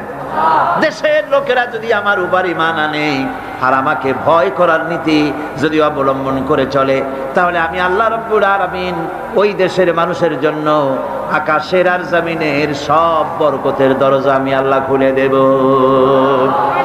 আল্লাহর ওয়াদা মিথ্যা হয়? আল্লাহর ওয়াদা মিথ্যা হয়? কখনো মিথ্যা হয় না। ভাইরা, আমাদের দেশটা তো গরিব না। আমাদের দেশটা কি গরিব? অনেকে বলেন গরিব, কিন্তু আমি বলি না। গরিব হইলে পরে একজন তো শত সহস্র কোটি টাকার মালিক। গরিব হলে এত টাকা, গরিব দেশ হলে ওই লোকটা এত টাকা বানাইলো কেমনে? আর একজনের পাও রাখার ট্যাবলেট কেনার পয়সা নাই। একজনের তো 1000 বিঘা জমি আছে, আর একজনের রান্নাঘর উঠাবার জায়গা নাই। একজন তো তার মেয়ে বা ছেলের বিবাহে লক্ষ লক্ষ কোটি টাকা খরচ করছে, আর একজন তো তার বাপ মারা গিয়েছে, কাফনের কাপড় কেনার পয়সা নাই। এটা বাংলাদেশের ইতিহাস কিনা? তাহলে বোঝা যাচ্ছে দেশে সম্পদ আছে, সম্পদ আছে। কি সম্পদ আছে? আমাদের আছে পশু সম্পদ, গবাদি সম্পদ। আমাদের আছে বনজ সম্পদ, খনিজ সম্পদ, মৎস্য সম্পদ, পানি সম্পদ, মানব সম্পদ। সব সম্পদ আছে। আমাদের কোনো জিনিসের অভাব নেই। একটা জিনিসের অভাব, সেটা হলো সৎ নেতৃত্বের অভাব। সৎ নেতৃত্ব, চরিত্রবান নেতৃত্বের অভাব। এই অভাবে সব নষ্ট করে দিয়েছে। আমার দেশে সম্পদ আছে, সম্পদ রক্ষণাবেক্ষণ করার জন্য যে ইমাম দরকার সেটা নাই। আমার দেশের সেদিনও সিলেটের মাগুর ছড়ার 1-2 টাকার নয়, 1-2 হাজার কোটি টাকার নয়, 40,000 কোটি টাকার গ্যাস পুড়ে ভস্ম হয়ে গিয়েছে। আমাদের ইমানি শক্তি নাই, সাহস নাই বলে এই ষড়যন্ত্র হতে পেরেছে। ঠিক না? আমাদের যদি ইমানে শক্তি থাকতো, যারাই ক্ষমতায় আসে ভারতের ভয়তে খালি কাঁপতে থাকে থরথর। আর মেয়ে ভারতকে ভয় করো কেন? সে কি তোমার ক্ষমতায় রাখতে পারবে? কর না পারবে?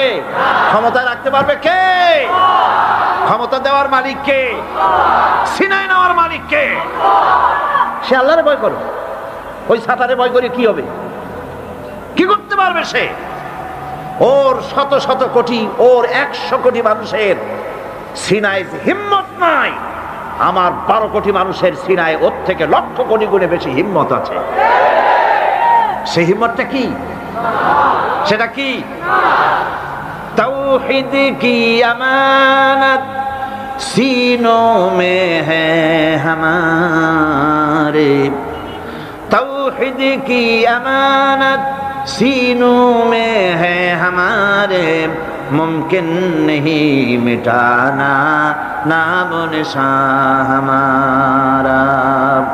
একত্ববাদের তৌহিদের আমানত যার সিনার ভিতরে বদ্ধমূল, যেই জাতির সিনায় বদ্ধমূল এমন 12 কোটি মানুষ ধারণ করে ধন্য বাংলার মাটি, কারো হুমকিতে কারো চক্ষু রাঙ্গা চক্ষু রক্ত চক্ষু দেখে এই জাতি নিশ্চিহ্ন হতে পারে না। মুমকিন নেই মিটানা নাম নিশা হামারা, আমার অস্তিত্বকে খতম করে দেয় এ শক্তি কারো নাই পৃথিবীর বুকে। তবে মুনাফিক হলে খতম হয়ে যাইতে হবে। কি হলে খতম হবে? মুনাফিক হলে। ইমানদার হলে টিকে থাকতে পারবে। আমার দেশে সম্পদ রয়েছে, সম্পদের কোনো অভাব নাই, সম্পদে ভরপুর আমার দেশ। আমার দেশে যেখানে গ্যাস আছে সেখানে তেলও আছে। মাঝে মধ্যে তেলের কূপ উচ্ছারিত হয়। ভোলা, বাখরাবাদ, সিলেটের হরিপুর তেল মাঝে মধ্যে ওঠে। আল্লাহ পাক একটু একটু দেখান তেল আছে, তেল আছে। তেল তোরা পাবি যদি ইমানদার হও। মাটির তেল বেরিয়ে আসবে, নিয়ে কুলাইতে পারবি না। সৌদি আরব, কুয়েত, কাতার, বাহরাইন, ওমান, সুদান, ইয়েমেন, আরব আমিরাত, এইসব দেশে মরুভূমির দেশ, বালু আর বালু, পাহাড় আর পাহাড়। না খাইয়া ভূত হইতেছে। আপনারা যেভাবে না কইলেন তাতে মনে হয় যে ওদের ভাত কয়দিন হয় খায় নাই। ওদের সম্পদ আছে কিনা? আমার বন্ধুগণ, মরুভূমির তলা দিয়া বিশ্বনবী রাসূল করিম সাল্লাল্লাহু আলাইহি ওয়াসাল্লামের কদম মোবারক যেই মরুভূমিতে পড়েছে, ওই কদম মোবারকের বরকতে মাটির তলা দিয়া, বালুর তলা দিয়া আল্লাহ সোনা বার করে দিয়েছে। রাসূলের বরকতে মাটির তলা থেকে সোনা বেরিয়ে গেছে, লিকুইড গোল্ড, পেট্রোল বেরিয়েছে। তাদের কোনো জিনিসের অভাব নাই। আমরাও আল্লাহর শত্রু নই, আমরাও আল্লাহর বান্দা, আল্লাহর গোলাম। আমরা কি? আমার দেশও আল্লাহ অভাব রাখেন নাই, আমার দেশও আছে। নাই শুধু ঈমান, নাই শুধু চরিত্র, তেল আছে বলি মাঝে মধ্যে আল্লাহ রাব্বুল আলামিন দেখায় দেন তেল আছে, ঈমান আনো, তেল বের করে দেব। আর যদি ঈমান না আনো, ঈমানের নামে যদি মুনাফিকি করো, ক্ষমতায় যাওয়ার আগে বারবার উমরার হজ, ধর্মের নামে হজ, আর সংস্কৃতির নামে ধর্ম আমদানি করার জন্য, মানুষকে বিভ্রান্ত করার জন্য মক্কা মদিনায় দৌড়াদৌড়ি, আর সংস্কৃতি আমদানির জন্য গয়া কাশীতে দৌড়াদৌড়ি। এই যদি অবস্থা হয়ে যায়, মাটির তেল বের হবে না। এই মুনাফিকি যারাই করে তাদের তেল আল্লাহ বের করে দিবে। পারবেন কিনা? পারবেন কিনা? হাজার বার পারবেন। ফাআলুল লিমা ইউরিদ, যা খুশি তিনি তাই করেন, ঠিক কিনা? যা খুশি তিনি তাই করেন। আমার কাছে দুইটা দেশের দৃষ্টান্ত আছে, একটা হচ্ছে রাশিয়া আর একটা হচ্ছে আমেরিকা। রাশিয়ার জনগণ বলছিল দেয়ার ইজ নো গড। রাশিয়ার সরকার এবং তার পূজারীরা তারা বলেছিল দেয়ার ইজ নো গড, স্রষ্টা বলতে কেউ নাই। কারে চ্যালেঞ্জ করলো? বোঝেন বোঝেন কথা বোঝেন? কারে চ্যালেঞ্জ করলো? সরাসরি আল্লাহ কি চ্যালেঞ্জ করে বসছে? সাহস কর, আল্লাহ না। আল্লাহ যেন চ্যালেঞ্জটা গ্রহণই করলেন। ইতিহাসের পাতার দিকে যদি তাকাই, লক্ষ্য করে দেখতে পাই আল্লাহ যেন এটাকে, চ্যালেঞ্জটাকে গ্রহণই করে ফেললেন। সেখানে দেখা গেল যে লোকটা বলল দেয়ার ইজ নো গড, স্রষ্টা বলতে কেউ নাই, ধর্মের তাফিম, এই জাতীয় বক্তব্য যে লোক রাখলো, সেই লোকটার বিরাট 20 ফিট উঁচার আর 50 টন ওজনের মূর্তি, ব্রোঞ্জ দিয়ে বানানো মূর্তি। লেনিনের এই মূর্তিটা যখন কোনো যুদ্ধ হলো না, কোনো মারামারি নাই, কোনো যুদ্ধ নাই, মারামারি ছাড়া, যুদ্ধ ছাড়া, সংঘর্ষ ছাড়া, যারা বলল দেয়ার ইজ নো গড, স্রষ্টা বলতে কেউ নাই, আল্লাহ বলতে কেউ নাই, এই দেশটাকে, সোভিয়েত ইউনিয়নকে আল্লাহ রাব্বুল আলামিন গজব দিয়া টুকরা টুকরা করে দিলেন। এটা ইতিহাস না মিথ্যা? এটা গল্প না বাস্তব? সোভিয়েত ইউনিয়ন টুকরা টুকরা হয়ে গেল। এখন মূর্তিটার দশা হবে কি? ইতিহাস বলছে এই মূর্তি আল্লাহরে চ্যালেঞ্জ করলো, যে বলল ধর্ম আফিম, আর আল্লাহ বলতে কেউ নাই। সেই মূর্তিটারে ক্রেন দিয়ে নামানো হলো, গোটা জাতি জুতা দিয়ে ওটারে পাড়াইলো। এই জন্য মূর্তি পূজা যারা করে, মানুষকে উঁচা বানাবার জন্য, শ্রেষ্ঠ বানাবার জন্য প্রাণান্ত যারা করে, ইতিহাস সাক্ষী দেয় এগুলি রব্বুল আলামিন ডাস্টবিনে নিক্ষেপ করে দেন। মানুষের জন্য নয়, প্রশংসা করো আল্লাহর। মূর্তিটারে পাড়াইলো গোটা জাতি। সরকার এই মূর্তি বিক্রি করার জন্য টেন্ডার কল করলো, বলল, দুনিয়াকে জানালো বেশি টাকা যে দিবে, এতগুলি ব্রোঞ্জ আমরা করবোটা কি, আমাদের গরিব দেশ, একটু পয়সা করি হোক, কেউ দয়া করে এটারে কিনে নিয়ে যাও। লেনিনের মূর্তি যেদিন ফালায় দেওয়া হলো, সেদিন থেকে নিয়ে পর্যন্ত কতগুলি বছর চলে গেল, আজ পর্যন্ত পৃথিবীতে একটা মানুষ পাওয়া গেল না যে একটা টাকা দিয়ে এই শয়তানদারে কেউ কেনে। একটা টাকার একজন খরিদ্দার মেলে নাই। গত 3 দিন আগে পত্রিকায় এসেছে, এখন সরকার সিদ্ধান্ত নিয়েছে, আস্ত তো কেউ কিনলো না, এটার ভাঙবো, টুকরা টুকরা করিয়ে তারপরে দেখো কেউ কেনে নাকি, তাও খরিদ্দার। দেশ টুকরা টুকরা হয়ে গেল। আল্লাহরে মানি না, আল্লাহ বলতে কেউ নাই, নাউজুবিল্লাহ। এই কথা যারা বললো, গোটা দেশটাকে টুকরা টুকরা করে আজ সেই দেশের মধ্যে চেচনিয়া, বজনিয়া, তাসখান, বোখারা, ওই দেশের মধ্যে দেশগুলি টুকরা করে আলাদা আলাদা দেশের অস্তিত্ব বানাইয়া তার উপরে কালেমার পতাকা আল্লাহ উড়াইয়া দিলেন। এখন চেচনিয়ার বুকে উঠতেছে লা ইলাহা ইল্লাল্লাহু মুহাম্মাদুর রাসূলুল্লাহ পতাকা। সুবহানাল্লাহ। আল্লাহ পাক বলেছেন, লা ইন শাকারতুম লাযীদান্নাকুম ওয়া লা ইন কাফারতুম ইন্না আযাবি লাশাদীদ। আমার শুকরিয়া যদি আদায় করো নিয়ামতের, শুকর আমি নিয়ামত বাড়ায় দেব, আর যদি শুকর আদায় না করো মস্ত বড় শাস্তি দেব। ওরা নিয়ামতের শুকর আদায় করে না, আল্লাহ শাস্তি দিয়ে দিয়েছেন। আমেরিকা শুকর আদায় করছে কিভাবে? প্রত্যেক বছর নভেম্বর মাসের শেষ বৃহস্পতিবার 29শে নভেম্বর তারা একটা ডে অবজার্ভ করে, থ্যাঙ্কস গিভিং ডে। ওরকম একটা দিনে আমি ওখানে ছিলাম। আমি জিজ্ঞেস করলাম, কি থ্যাঙ্কস, কারে থ্যাঙ্কস দাও? ওরা বলে যে গড আমাদের সারা বছর খাওয়ায়, পড়ায়, আরামে রাখে, এত বড় একটা দেশ গড আমাদের দিছে, এই জন্য গডের অন্তত একটা দিন হলেও একটু থ্যাঙ্কস দেওয়া দরকার। সেজন্য তারা ওই দিনটাকে থ্যাঙ্কস গিভিং ডে অবজার্ভ করে। কিভাবে করে আমার কৌতূহল জাগলো যে শুকরিয়া আদায় করে কেমনি দেখি। সারা রাত রাস্তায় নামিয়া জনমের মতো মদ খায় আর নাচে, শুকরিয়া আদায়ের পদ্ধতি। যাই হোক, একদিন হলো তো শুকরিয়া আদায় করছে যেমনে হোক।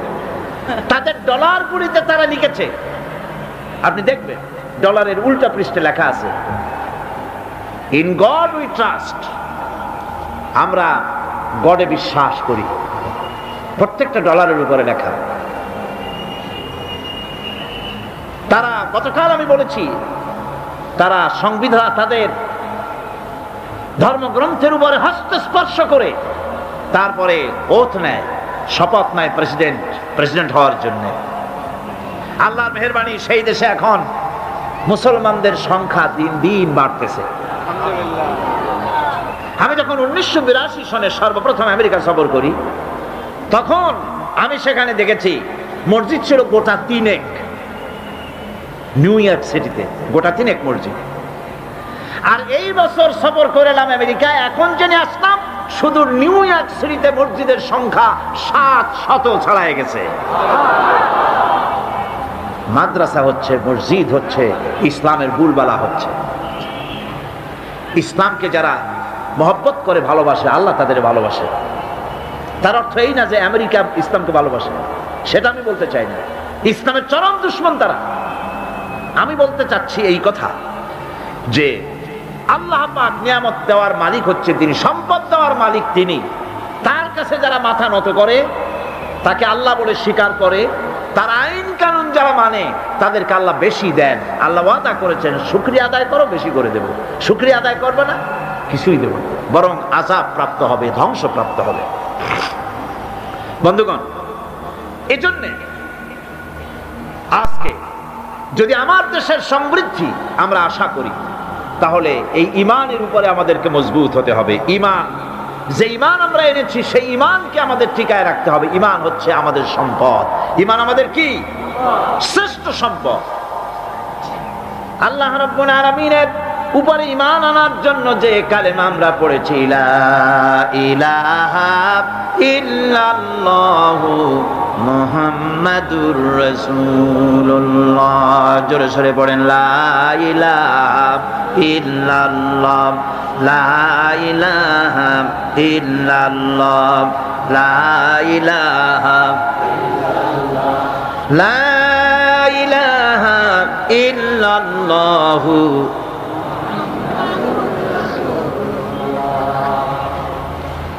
এই কালেমাটাও বুঝি না। ঈমান এনেছে ঠিক, কিন্তু কালেমা আমার কাছে কি দাবি করে আমরা তা জানি না। লা ইলাহা, এটা অত্যন্ত বিপ্লবাত্মক কথা, এর চাইতে রিভলিউশন সৃষ্টিকারী কথা পৃথিবীতে আর নাই। আপনি কি বলছেন? আপনি কি হুশের সাথে বলতেছেন? আপনি কি জানেন আপনি কি বলতেছেন? আপনি বলছেন লা ইলাহা, কোন ইলাহা নাই, আইনদাতা নাই, বিধানদাতা নাই, শাসনকর্তা নাই, মালিক নাই, খালেক নাই, রাজ্জাক নাই, কেউ নাই, ইল্লাল্লাহ, আল্লাহ ছাড়া। আল্লাহ ছাড়া কেউ নাই। কারো আইন মানি না, কারো বিধান মানি না। এটা কি সহজ কথা? এই কথাটা যদি আপনি প্রধানমন্ত্রীর বাড়ির সামনে, প্রেসিডেন্টের বাড়ির সামনে গিয়া, দুনিয়ায় কোথাও যদি কোনো প্রধানমন্ত্রী কোনো প্রেসিডেন্টের বাড়ির সামনে গিয়া যদি কেউ এভাবে জিকির করে, লা ইলাহা ইল্লাল্লাহ, লা ইলাহা ইল্লাল্লাহ, লা ইলাহা ইল্লাল্লাহ, লা ইলাহা ইল্লাল্লাহ, লা ইলাহা ইল্লাল্লাহ, জিকির যদি করতে থাকে, দুনিয়ার সেই প্রধানমন্ত্রী প্রেসিডেন্ট মুসলমান হলে সঙ্গে সঙ্গে বলবে দারোয়ানকে, লোকদের বলবে, ওরে নিয়ে আসো, হুজুরে নিয়ে আসো, ভিতরে আনে বসতে দাও, খাইতে দাও, আল্লাহর ওলি হবে নিশ্চয়ই, এত সুন্দর জিকির করে, পকেটে কিছু পয়সা দিয়ে দাও। হাদিয়া তোহফা নিয়ে তিনি চলে গেলেন। চিত্রের অপর পৃষ্ঠা দেখুন। এরপরে আরেকজন এসে তিনি প্রেসিডেন্ট প্রধানমন্ত্রীর বাড়ির সামনে দাঁড়ায় বলতেছেন, কারো আইন মানি না, কারো বিধান মানি না, কারো আইন মানি না, কারো বিধান মানি না, কারো শাসন মানি না, কারো ঠ্যাঙের তলে মাথা দেই না, কারো হুকুম মানি না, কারো শৃঙ্খলা মানি না, কাউকে স্বীকার করি না আল্লাহ ছাড়া। এই জিকির যদি করতে থাকে তাহলে কি ঘরের মধ্যে ঢুকে খাইতে দেবে? দেবে? জন্মের মতো খাওয়াই দেবে পিঠের উপরে। তাহলে প্রথমে দিল না কেন? প্রথম ব্যক্তিকে জন্মের মতো খাওয়াইল না কেন? ওইটা বোঝে নাই, ওইটা বোঝে নাই, আর এটা বুঝছে, বোঝাবুঝির ব্যাপার। নমরুদ খুব ভালো করে বুঝেছিল। ইব্রাহিম আলাইহিস সালাম যখন বলেছিলেন লা ইলাহা ইল্লাল্লাহ, নমরুদ খুব ভালো করে বুঝেছিল এর অর্থটা কি। সেই জন্য হযরত ইব্রাহিমকে আগুনের মধ্যে ভালাই দিয়েছিল। ফেরাউন খুব ভালো করে বুঝেছিল। মুসা আলাইহিস সালাম যখন বলেছিলেন লা ইলাহা ইল্লাল্লাহ, ফেরাউন খুব ভালো করে বুঝেছিল বলে হযরত মুসা আলাইহিস সালামকে জেলের মধ্যে ঢুকাবার জন্য হুমকি দিয়েছিল, তাকে মারার জন্য প্রচেষ্টা করেছিল। আবু জাহেলরা খুব ভালো করে বুঝেছিল।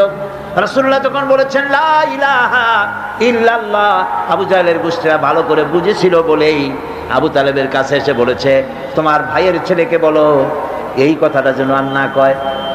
ইব্রাহিম আলাইহিস সালাম যখন বলেছিলেন লা ইলাহা ইল্লাল্লাহ, নমরুদ খুব ভালো করে বুঝেছিল এর অর্থটা কি। সেই জন্য হযরত ইব্রাহিমকে আগুনের মধ্যে ভালাই দিয়েছিল।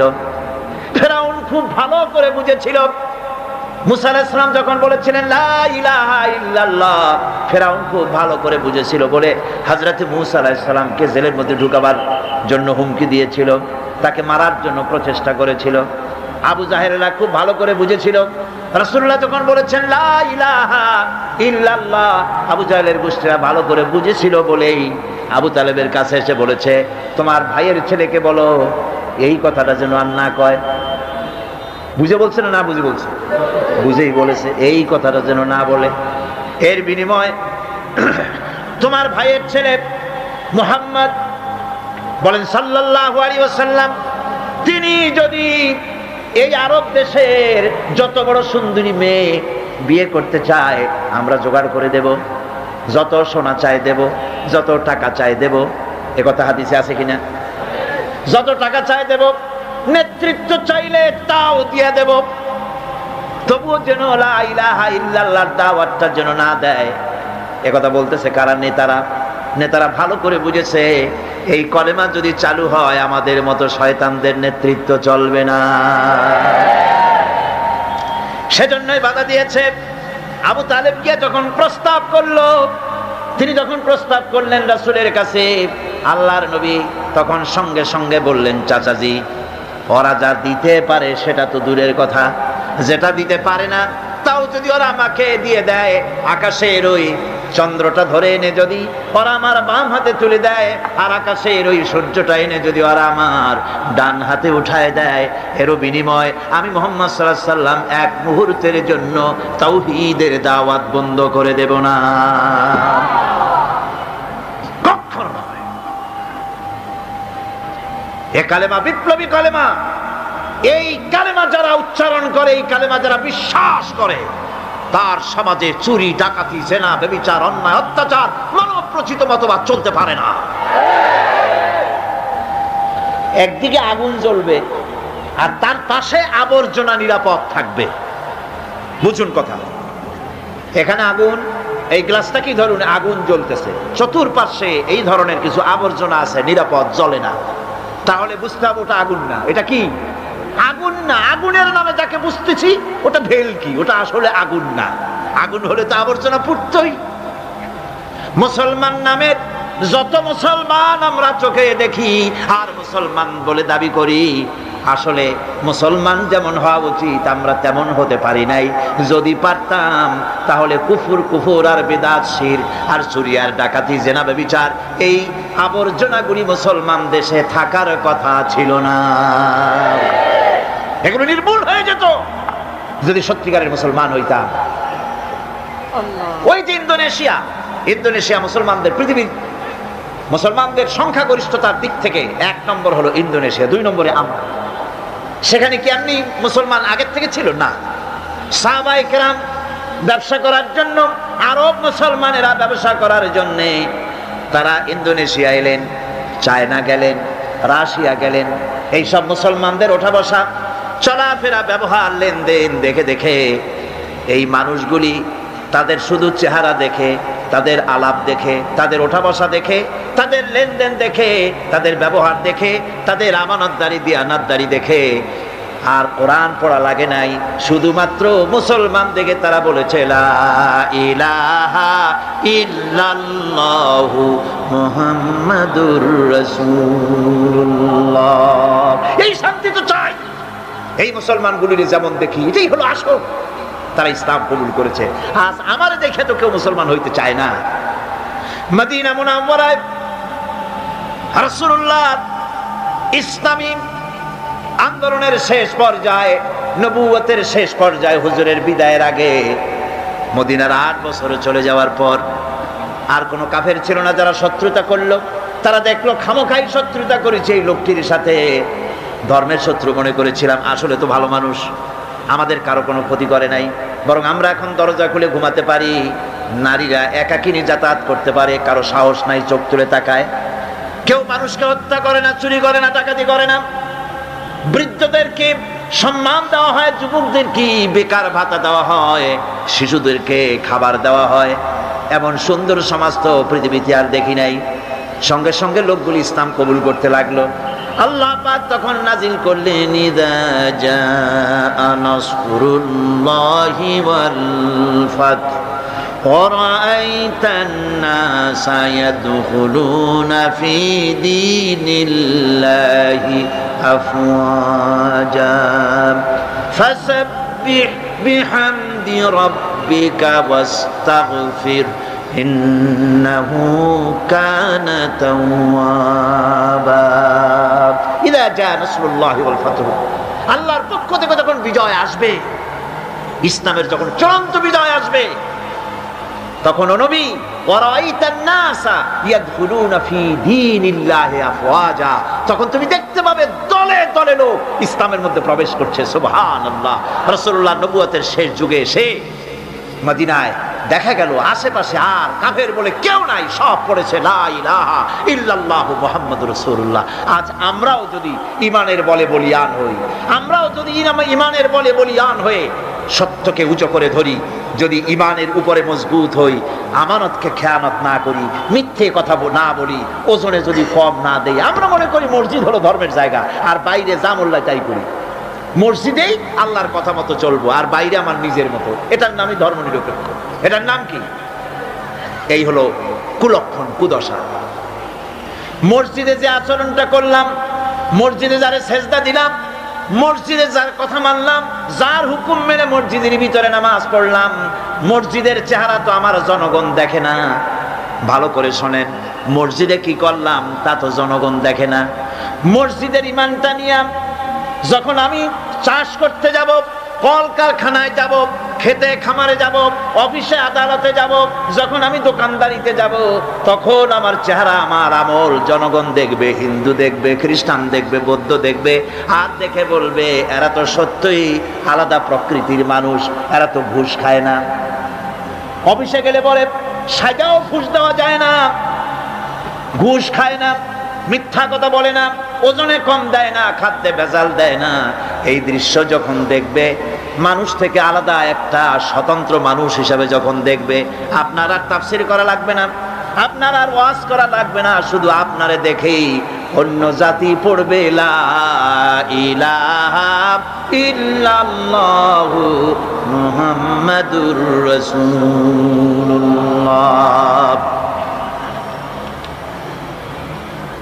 আজ আমাকে দেখে মুসলমান হওয়া তো দূরের কথা, আমাদেরকে দেখে মানুষ ইসলামের প্রতি খারাপ ধারণা পোষণ করতেছে, ঠিক কিনা? আর যদি বলা হয় পৃথিবীর মধ্যে ওজনের সবচাইতে কম দেয় কারা বেশি, যদি কম্পিটিশন হয় আমরা বোধহয় রানার্স আপ হব। কি বলেন? যদি বলা হয় ওজনে কম, খাদ্যে ভেজাল, চুরি ডাকাতি হত্যা ধর্ষণে পৃথিবীতে কোন জাতি সবচাইতে বেশি নাম করেছে, বোধহয় সেই নামের খাতা থেকে আমাদের নাম বোধহয় বাদ পড়বে না। ইন্না লিল্লাহ পড়েন, ইন্না লিল্লাহ বলেন, নাউযু বিল্লাহ। এগুলি হয়েছে কেন? ইমান বুঝি নাই বলে, ইমান বুঝি নাই বলে। এখন জীবন তো ব্যর্থ হয়ে গেছে। জীবন কি হয়ে গেছে? এই ব্যর্থ জীবনকে যদি সফল করতে চাই, তাহলে আল্লাহ রাব্বুল আলামিন বলেছেন ইল্লাল্লাযীনা আমানু ওয়া আমিলুস সলিহাতি ওয়া তাওয়াসাউ বিল হাক্কি ওয়া তাওয়াসাউ বিস সাবর। চারটি কাজ করলে জীবন সফল হয়ে যাবে। কয়টা কাজ? চারটা। তার প্রথম কাজটি হলো ঈমান। ঈমান আনো আর ঈমানের উপরে ভিত্তি করে জীবন চালাও। ঈমানের বাইরে জীবন চালালে হবে মুনাফিকি। আমরা ওয়াদা করি মিথ্যে কথা আর বলবো না, এটা ঈমানের পক্ষে না ঈমানের বিপক্ষ? মিথ্যা কথা বলা কি ঈমান বিরোধী কাজ, কবিরা গুনাহ। মিথ্যে কথা বলা কি? সমস্ত গুনার মাকে মিথ্যা কথা। অথচ কথায় কথায়, হাস্যস্থলে, গল্পে স্বল্পে, অহরহ মুসলমানেরা মিথ্যা কথা বলে। কথা ঠিক কিনা? ইল্লা মাশাআল্লাহ। অনেকে বলে না, আবার অনেকে বলে। এই মিথ্যাটাকে আমরা ছাড়তে পারবো? আজকে যারা আসছি, জীবন গেলেও মিথ্যা বলবো না। পারি আমরা ওয়াদা করতে? মিথ্যা বলবো না, অহংকার করব না, ওজনে কম দিব না, খাদ্যে ভেজাল দিব না, জমিনের আইল ঠেলবো না, প্রতিবেশীর হক নষ্ট করব না, প্রতারণা করব না। এগুলি যদি করি তাহলেই আমরা মুসলমান। তাহলে আমরা কি? আরে ভাই, মুসলমান একটা আলাদা জাতি যে আল্লাহ বানালেন, এটা কি জন্য? এই জন্য যে আপনারা গরু গোশত খাইয়া শেষ করে ফেলাবেন গরুগুলা। এজন্য তো শকুন যথেষ্ট ছিল, ঠিক কিনা? কর শকুন কি কম আছে নাকি? গরু কমাবার ইচ্ছাই যদি আল্লাহর থাকে তো মুসলমান বানাবার দরকার কি? শকুনে জন্মের খাওয়া খাও। শুধু গরু খাওয়ার জন্য মুসলমান বানানো হয়নি, একটা আলাদা জাতি আল্লাহ পাক সৃষ্টি করেছিলেন। সেটা এই জন্য কাযালিকা জাআলনাকুম উম্মাতান ওয়াসাতান লিতাকুনু শুহাদা আলান নাস। আমি তোমাদেরকে পৃথিবীর সাক্ষী বানাতে চাইছি। সুবহানাল্লাহ, জোরে কর সুবহানাল্লাহ। আল্লাহ রাব্বুল আলামিন বলেন, আমার মানসা হচ্ছে, আমার ইচ্ছে হলো তামাম পৃথিবীর বুকে আমি চাই মুসলমানেরা তারা হবে দুনিয়ার মানুষের সাক্ষী, আর দুনিয়ার মানুষের সাক্ষী হবে মুসলমান, আর মুসলমানদের সাক্ষী কিয়ামতে হবে আল্লাহর রাসূল। রাসূল হবেন সাক্ষী। দুনিয়ার মানুষের সাক্ষী মুসলমান হবে। সাক্ষী কি? সাক্ষী হচ্ছে, এ মাহফিল আমি আরো বলেছি, সাক্ষী হচ্ছে ওই যে পুকুর কাটে মানুষ, রাস্তা বানাবার জন্য মাটি কাটে, সেই মাটি কাটতে গিয়া যে কুয়া খনন করে তার মধ্যে একটা উঁচা ঢিবির মতো বানায় রাখে, এটারে কি কয়? ওটা কিসের সাক্ষী? মাটি কাটার সাক্ষী। মাটি যে আপনি কাটছেন তার গভীরতা, তার প্রশস্ততা কতটুকুন, তা ওই স্তম্ভের উপর থেকে সাক্ষীর উপর দিয়ে ফিতা ধরিয়া মাপিয়া ঠিক করা হয় মাটি কাটার পরিমাণটা কি, ওটা হলো সাক্ষী। আল্লাহ রাব্বুল আলামিন মুসলমানদের সাক্ষী বানাইছিলেন, পৃথিবীর সমস্ত মানুষের সাক্ষী তোমরা। তোমাদের মাথার উপরে ফিতা ধরে আমেরিকা প্রতিযোগিতা করবে সততার দিক থেকে, চরিত্রের দিক থেকে, অর্থনীতির দিক থেকে, সমাজনীতির দিক থেকে, সঠিক রাজনীতি পরিচালনার দিক থেকে মুসলমানের মতো হইতে পারলো কিনা, এজন্য আমেরিকা প্রতিযোগিতা করবে মুসলমানের মতো হওয়ার জন্য। ব্রিটিশ প্রতিযোগিতা করবে, ইটালি করবে, ফ্রান্স করবে, জার্মান করবে, তামাম পৃথিবীর মানুষ মুসলমানদের মতো হওয়ার জন্য প্রতিযোগিতা করবে। এটাই ছিল আল্লাহ পাকের ইচ্ছা, আল্লাহ পাক এটাই চান। কিন্তু আমরা কি তা হতে পেরেছি? আমরা কি দুনিয়ার মানুষের সত্যের মানদণ্ড হতে পেরেছি কিনা? হয়েছি কিনা? কন না, হই নাই। বরং আমাকে দেখে মুসলমান কাছে আসে না, অন্য জাতি কাছে আসে না, বরং আমাকে ঘৃণা ভরে দেখে, হেট করে। তারা মনে করে এইটা কি মুসলমান, এইটাই কি মুসলমান? দুনিয়ার যে কোনো জাতির থেকে আপনার আলাদা স্বকীয়তা, স্বাতন্ত্র থাকতে হবে, এটাই ইমানের দাবি। এটা কিসের দাবি জোরে কন? এটাই ইমানের দাবি। যারা মাহফিলে এসেছেন আজ, নারী, পুরুষ, যুবক, কিশোর, তরুণ, ছাত্র, শিক্ষক, সাংবাদিক, সাহিত্যিক, পেশাজীবী, ডাক্তার, বুদ্ধিজীবী, আইনজীবী, প্রশাসনিক ব্যক্তিবর্গ, সকল মানুষের কাছে আমার দাবি, আসুন আমরা চরিত্রকে পরিবর্তন করি, আমাদের ইমানের দাবি পূরণ করি। মিথ্যা, জেনা, জুয়া, অসত্য, অহংকার, মিথ্যাচার, ব্যভিচার, অন্যায়, জল ইত্যাদি থেকে আমরা নিজেকে রক্ষা করি, অন্যকেও বাঁচাই, সৎ চরিত্রের উপরে জীবন যাপন করি। শান্তি আল্লাহ পাক এই জমিনে ফিরিয়ে দিবেন যদি আমরা সত্যিকারের ইমানের উপরে চলতে পারি। বাকি কথা আগামীকাল বলবো ইনশাআল্লাহ। দাঁড়ানো ভাইয়েরা, মুনাজাতের জন্য অবশ্যই বসে পড়ুন, দাঁড়িয়ে থাকবেন না। এক মুহূর্তের জন্য সমস্ত মুসলমান ভাইয়েরা এক মুহূর্তের মধ্যে, মুসলমান অমুসলমান সকলেই মুনাজাতে অংশগ্রহণ করুন। সবাই বসুন আর জোরে সোরে জিকির করেন, লা ইলাহা ইল্লাল্লাহ, লা ইলাহা ইল্লাল্লাহ, লা ইলাহা, লা ইলাহা, লা ইলাহা ইল্লাল্লাহু মুহাম্মাদুর রাসূলুল্লাহ। দাঁড়ালেন কেন ভাই? আমি তো মুনাজাতের কথা বলছি আপনাদের সামনে, আপনারা দাঁড়াইছেন কেন? বসেন, এরকম করবেন না। আপনাদের এই মাহফিলের ছবি অডিও ভিডিও হয়ে সারা দুনিয়ায় ছড়ায়।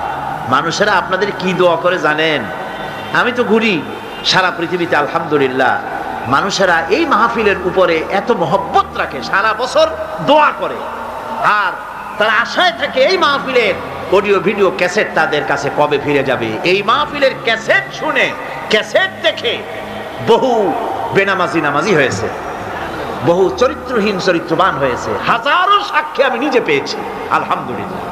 সুতরাং আপনারা শৃঙ্খলা নষ্ট করবেন না। আপনাদের এই দৃশ্য শুধু এখানে সীমাবদ্ধ থাকে না, এই দৃশ্য সারা পৃথিবীতে ছড়িয়ে যাবে। এই মাহফিলের এই অবস্থা অবশ্যই সারা পৃথিবীতে ছড়িয়ে যাবে ইনশাআল্লাহ। শৃঙ্খলা বজায় রাখেন। মুনাজাতের কথা শুনে যারা হাঁটে, প্রত্যেকদিন কে কথা বলা লাগে? মুনাজাতটা করি আমরা কি কোনো মন্ত্রীর কাছে? কন আপনারা কন। আমরা হাতটা তুলি কোনো পীর সাহেবের কাছে? কার কাছে তুলি? আর মুনাজাতের কথা শুনলে কিছু লোক আছে উঠে হাঁটা করে, আশ্চর্য কথা। এরকম বেপরোয়া হয় কি করে মানুষ? একজন মুসলমান কি করে মুনাজাতের কথা শুনে বেপরোয়া হয়? কেউ এটা করবেন না, সব যার যার জায়গায় বসুন। কোন ঘোষণা? আলহামদুলিল্লাহ, আজকে দুজন ইসলাম কবুল করবেন, একজন পুরুষ এবং একজন মহিলা। পুরুষের নাম রঞ্জিত কুমার দাস,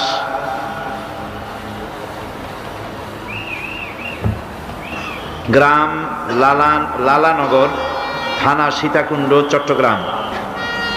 বর্তমান নাম পছন্দ করেছে মোহাম্মদ আব্দুল খালেক। আর মহিলার নাম, যিনি ইসলাম কবুল করতে এসছেন, মহিলা প্যান্ডেলে আছেন তিনি, তার নাম হচ্ছে মিনা মারমা। পিতা নিফিউ মার্মা, গ্রাম পুলিপাড়া, থানা নানিয়াস, জেলা রাঙ্গামাটি, পার্বত্য চট্টগ্রাম। বর্তমান নাম পছন্দ করেছে ফাতেমা। যে বোন ইসলাম কবুল করবেন তিনি, আমরা এখানে যা উচ্চারণ করছি আপনি সেটা উচ্চারণ করুন। আপনি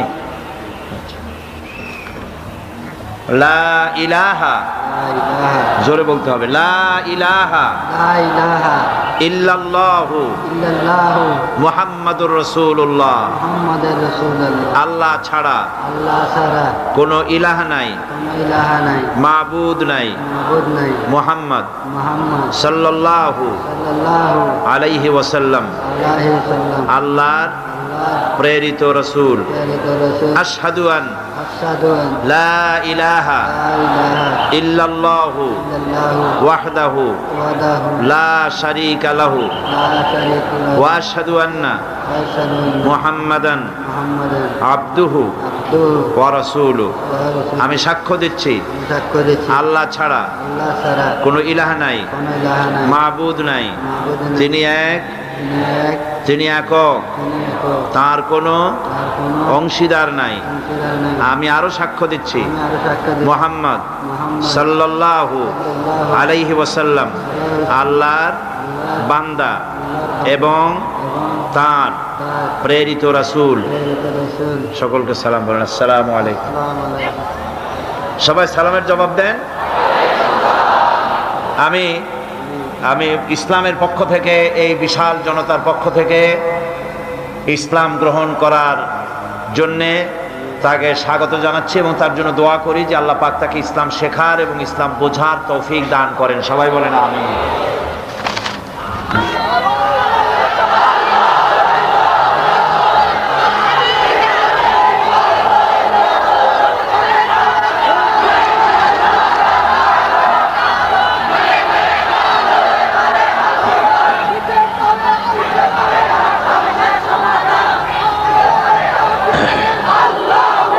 আমরা এখন মোনাজাতের দিকে যাচ্ছি।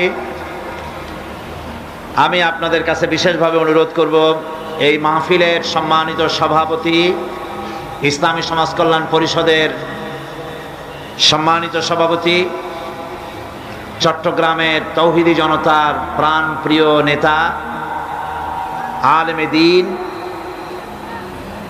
শেখুল হাদিস হযরত মাওলানা শামসুদ্দিন সাহেব মাদ্দাজিল্লুহুল আলী, আল্লাহ তার প্রতি রহম করুন। সবাই বলুন আমিন। তিনি গতকাল, ওই যে সেই বছর 1989-90 যখন আমার বিরুদ্ধে পাইকারি দরে হরতাল হওয়া শুরু করলো, 144 ধারা আর হরতাল, যেখানে যাই যাওয়ার আগেই 144, আর আল্লাহর মেহেরবানি জনগণ 144 288 বানায় দিত। সেই সময়ের কথা বলছি। সিলেট নামতে পারলাম না, কোনো রকম নেমেই আবার উঠতে হলো প্লেনে। আমি সিলেটে আমাকে ঢুকতে দেওয়া হলো না, তদানীন্তন সরকার যে কামটা করলো। তো ওই মাহফিলে মাইক বিগত বছরগুলিতে, এবার সেখানে 23 বছর পূর্তি হবে, তাফসিরের 23 বছর হবে এবার। তো প্রতি বছর তিনি মাইকের খরচ তিনিই দিতেন। মাইক সার্ভিস তার নিজের, উনি মাইক দিতেন।